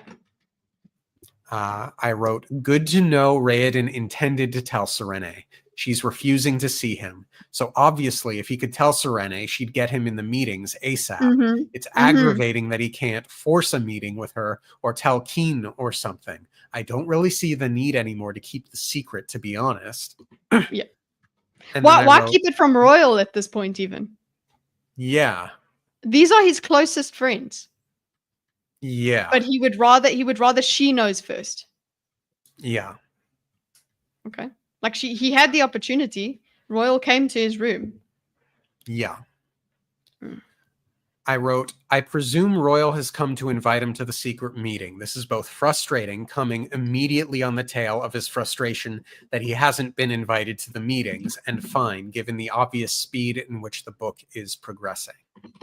Yeah, it's always like a touch wonky to be like, oh man, I really want this thing, but I can't have this thing. And then someone walks right in and is like, hey, here's this thing. In any book, but it's fine. Not a like serious complaint. Yeah, that happens. Luck happens. With the makeup on his shirt thing, right? He says this is something he hopes he won't have to use. So yeah, I would like us to come back to that once we get to the thing. Once we get to him using it, because he's done that. It's very, of course, we have to note it that he puts some makeup on a rag and puts it in his pocket. And Galadon very much asks, what is that for? And he says it's something that I hope I don't have to use. Which is like, okay, let's get to it. So then for my reflections for the chapter, I wrote, so I imagine the makeup has something to do with selling his disguise to the group. I more or less stand by my earlier comment written mid-chapter about feeling both frustration and acceptance about the speed in which he got invited. It feels fine, but mechanical? Either way, as always, I'm excited to see what happens next. So again, note throughout the many frustrations I've had, I am excited to keep going. Yes, I think that's a very important note to just keep in mind, is that the whole way through, because of the mystery and everything, that is one of the things that makes this book so enjoyable, because I'm excited what's going to happen next. It's never boring. It's you could never say that. Frustrating, yes. Boring, never. Yeah. Chapter 53 summary. Serene is upset Kalu has been invited to the meeting. The group discusses how to stop Telri. Eondel suggests assassination. Raoden suggests turning the city guards. Serene is suspicious of Kalu. Serene realizes Kalu's ruse. Serene calls for a break. She speaks privately with Spirit. Raoden reveals that he was a part of the group at one point. Ahan has left early. Royal addresses the group. He had hired assassins from Fjordell, but regretted doing so. Telri arrives while Ahan gloats. Telri has Royal killed. Raoden reveals his identity. Telri and the guards run. Raoden tries healing Royal. Royal dies. The group kneels to Raoden. Interestingly, my very first note for this chapter was, Ahan is, as usual, late. I find myself a touch worried he might betray the group for some reason. Nice. There you go. Dorcas called it. Yep. And then I wrote, Ahan says Shudareth isn't a real problem. Yup. Betrayal incoming. I didn't see it. I wrote, very sweet and romantic scene between the two of them, presumably Raoden and Serene. Yes, because they also they'll end up embracing. Yeah, it's very sweet. And then I wrote, he just accidentally gave away the spirit ruse too. Oh, not an accident. So that was sweet. I liked it. It was effective. Mm-hmm. Again, for my many complaints, there are a lot of effective scenes in the book enjoyable. that are all very nice. Yeah. Mm-hmm. Ahan left early. Definitely a betrayal coming. And sure enough, Telri arrived. He just needed to go to the toilet, okay? In someone else's home? I only became suspicious when we got to this part. Gotcha. He left early. Yeah. I wrote a quote. Serene was stunned. She couldn't move or even speak. Traitors were supposed to be men with dark eyes and sour dispositions. She couldn't connect that image with Ahan. He was arrogant and impetuous, but she liked him. How could someone she liked do something so horrible? Great line. Yeah, great line. Great revelation for a person to come to in their lives. So great lesson for her to learn. She's like, but I like him. How can he? And he is so frustrating the way he gloats. Dark eyes, Rashawn racism. Yeah. Because Raoden has blue eyes, doesn't he? So yeah, it works. But she's like, I get it. You're like, no, I like, you don't want someone you like to betray you. Obviously not. But you can see now, like, you can be mistaken about people, Serene. Look at that. And I hated the way Ahan acted. Yeah. As a character, the way he was like, I got you. And it's like, dude, you're not realizing the gravity of what you're doing. Yeah, this game is not, like Royal says to him, why haven't you realized this stopped being a game? It's not a game anymore. And he's like, I got you. It's like, no, that's... He thinks they're going to go to prison for a couple years. Yeah, he's such a moron. But it works. It makes sense. He's a moron, and I'm upset with him. And that's not a criticism. That's actually that's praise. That's me enjoying the character being flawed, the character doing something that upsets me. Well said. So, yeah. And then I wrote, curious if Raoden will do Aondor to make an escape to Elantris for the group. And then I wrote in all caps, oh shit, Royal is dying. Yeah. That was, how did you just have that in capitals? What else did you have for feeling? Well, just in terms of feeling, like I was sad. I liked Royal. I don't want him to die. He's such a great character. Okay, well, let's get to your notes about the actual dying. Okay. Yeah. My next note was Royal reveals his identity with another illusion. Awesome moment. Wait, nope, not Royal. Raoden. Mm-hmm. Raoden reveals his identity with another illusion. Awesome moment. Mm-hmm. Royal. He's like, will you attack the true king? No. So yeah, that was very cool.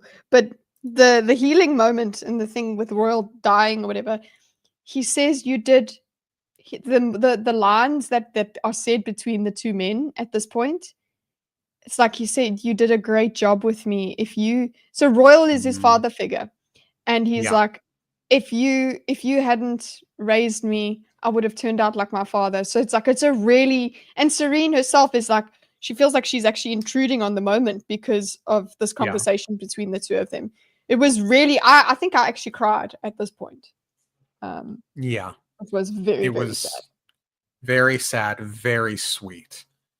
I Mhm. wrote for my reflections, really good chapter. Royal's death felt very sad. Aeon's betrayal wasn't telegraphed too much, which I think is a good thing. The reveal Mhm. felt really good. Mhm. Yeah. And then, And that death was a shock, boy. Really yeah, didn't. But you did, yeah. you did say he was going to die at some point. It's just, it's not like we wanted him now. Like I was like, oh, did I just read someone died? Okay. Phew. Yeah. And then we get the chapter 54 summary. Hrathen received a report that Telri had Royal killed and that Raoden is back. Hrathen believes it to be a ruse. Telri refuses to see Hrathen. The guards start killing each other, their colors divided between the Elantris city guard and Eondel's men. Telri is killed, and then seemingly Eondel as well. I Mhm. wrote, and for my reflections, I wrote, Eondel is dead now too? Oof. Uh, Excited to see what happens next, uncertain what will happen next. I imagine Raoden will take the throne. It will be hard for him to find the balance between being king in Kay and in Elantris. I'm certain he will assign resources to figuring out the Elantris situation. No clue how he will muster an army strong enough to go against Wyrn, but that confrontation will almost certainly come in the next part of the book. I imagine they'll figure out the issue in the nick of time and use Aendor to succeed.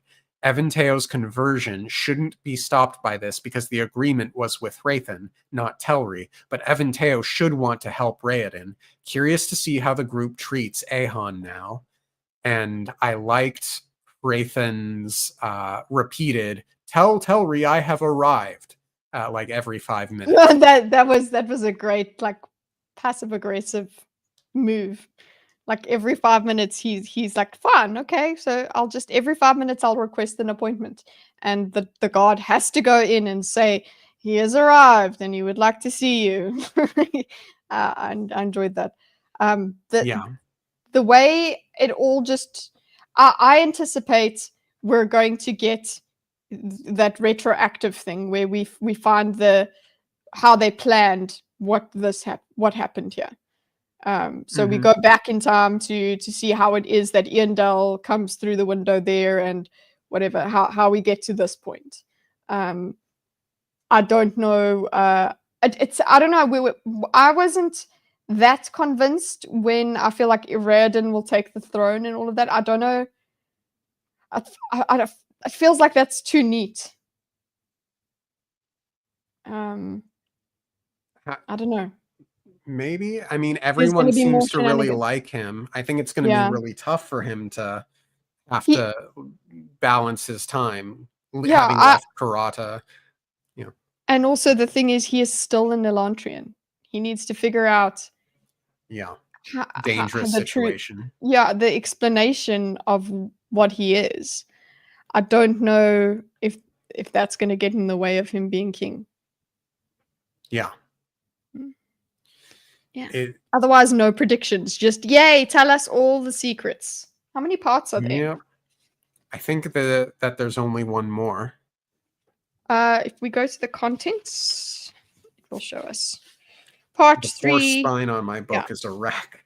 What? Okay, so we had part 1, the shadow of Elantris. So like we have the shadow. Part 2, which we've just done, is the call of Elantris, and then the spirit of Elantris. And remember, we know spirit is the spirit of Mm, Elantris. yeah, that's all I see for parts. Mm-hmm. And then Which epilogue. means, and the epilogue, which, well, we'll talk about that in the future stream. Mm-hmm. I'm sure, which we can anticipate in April.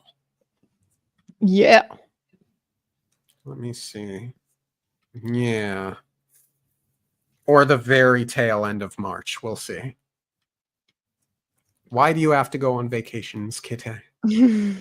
This is the biggest vacation I've ever gone on. It's massive. So much excitement. So yeah, look, I don't think the book is as good as Mistborn. And for that reason, I would recommend Mistborn before it. I'm glad thus far, having not finished it, I'm glad to have read it. But Mhm.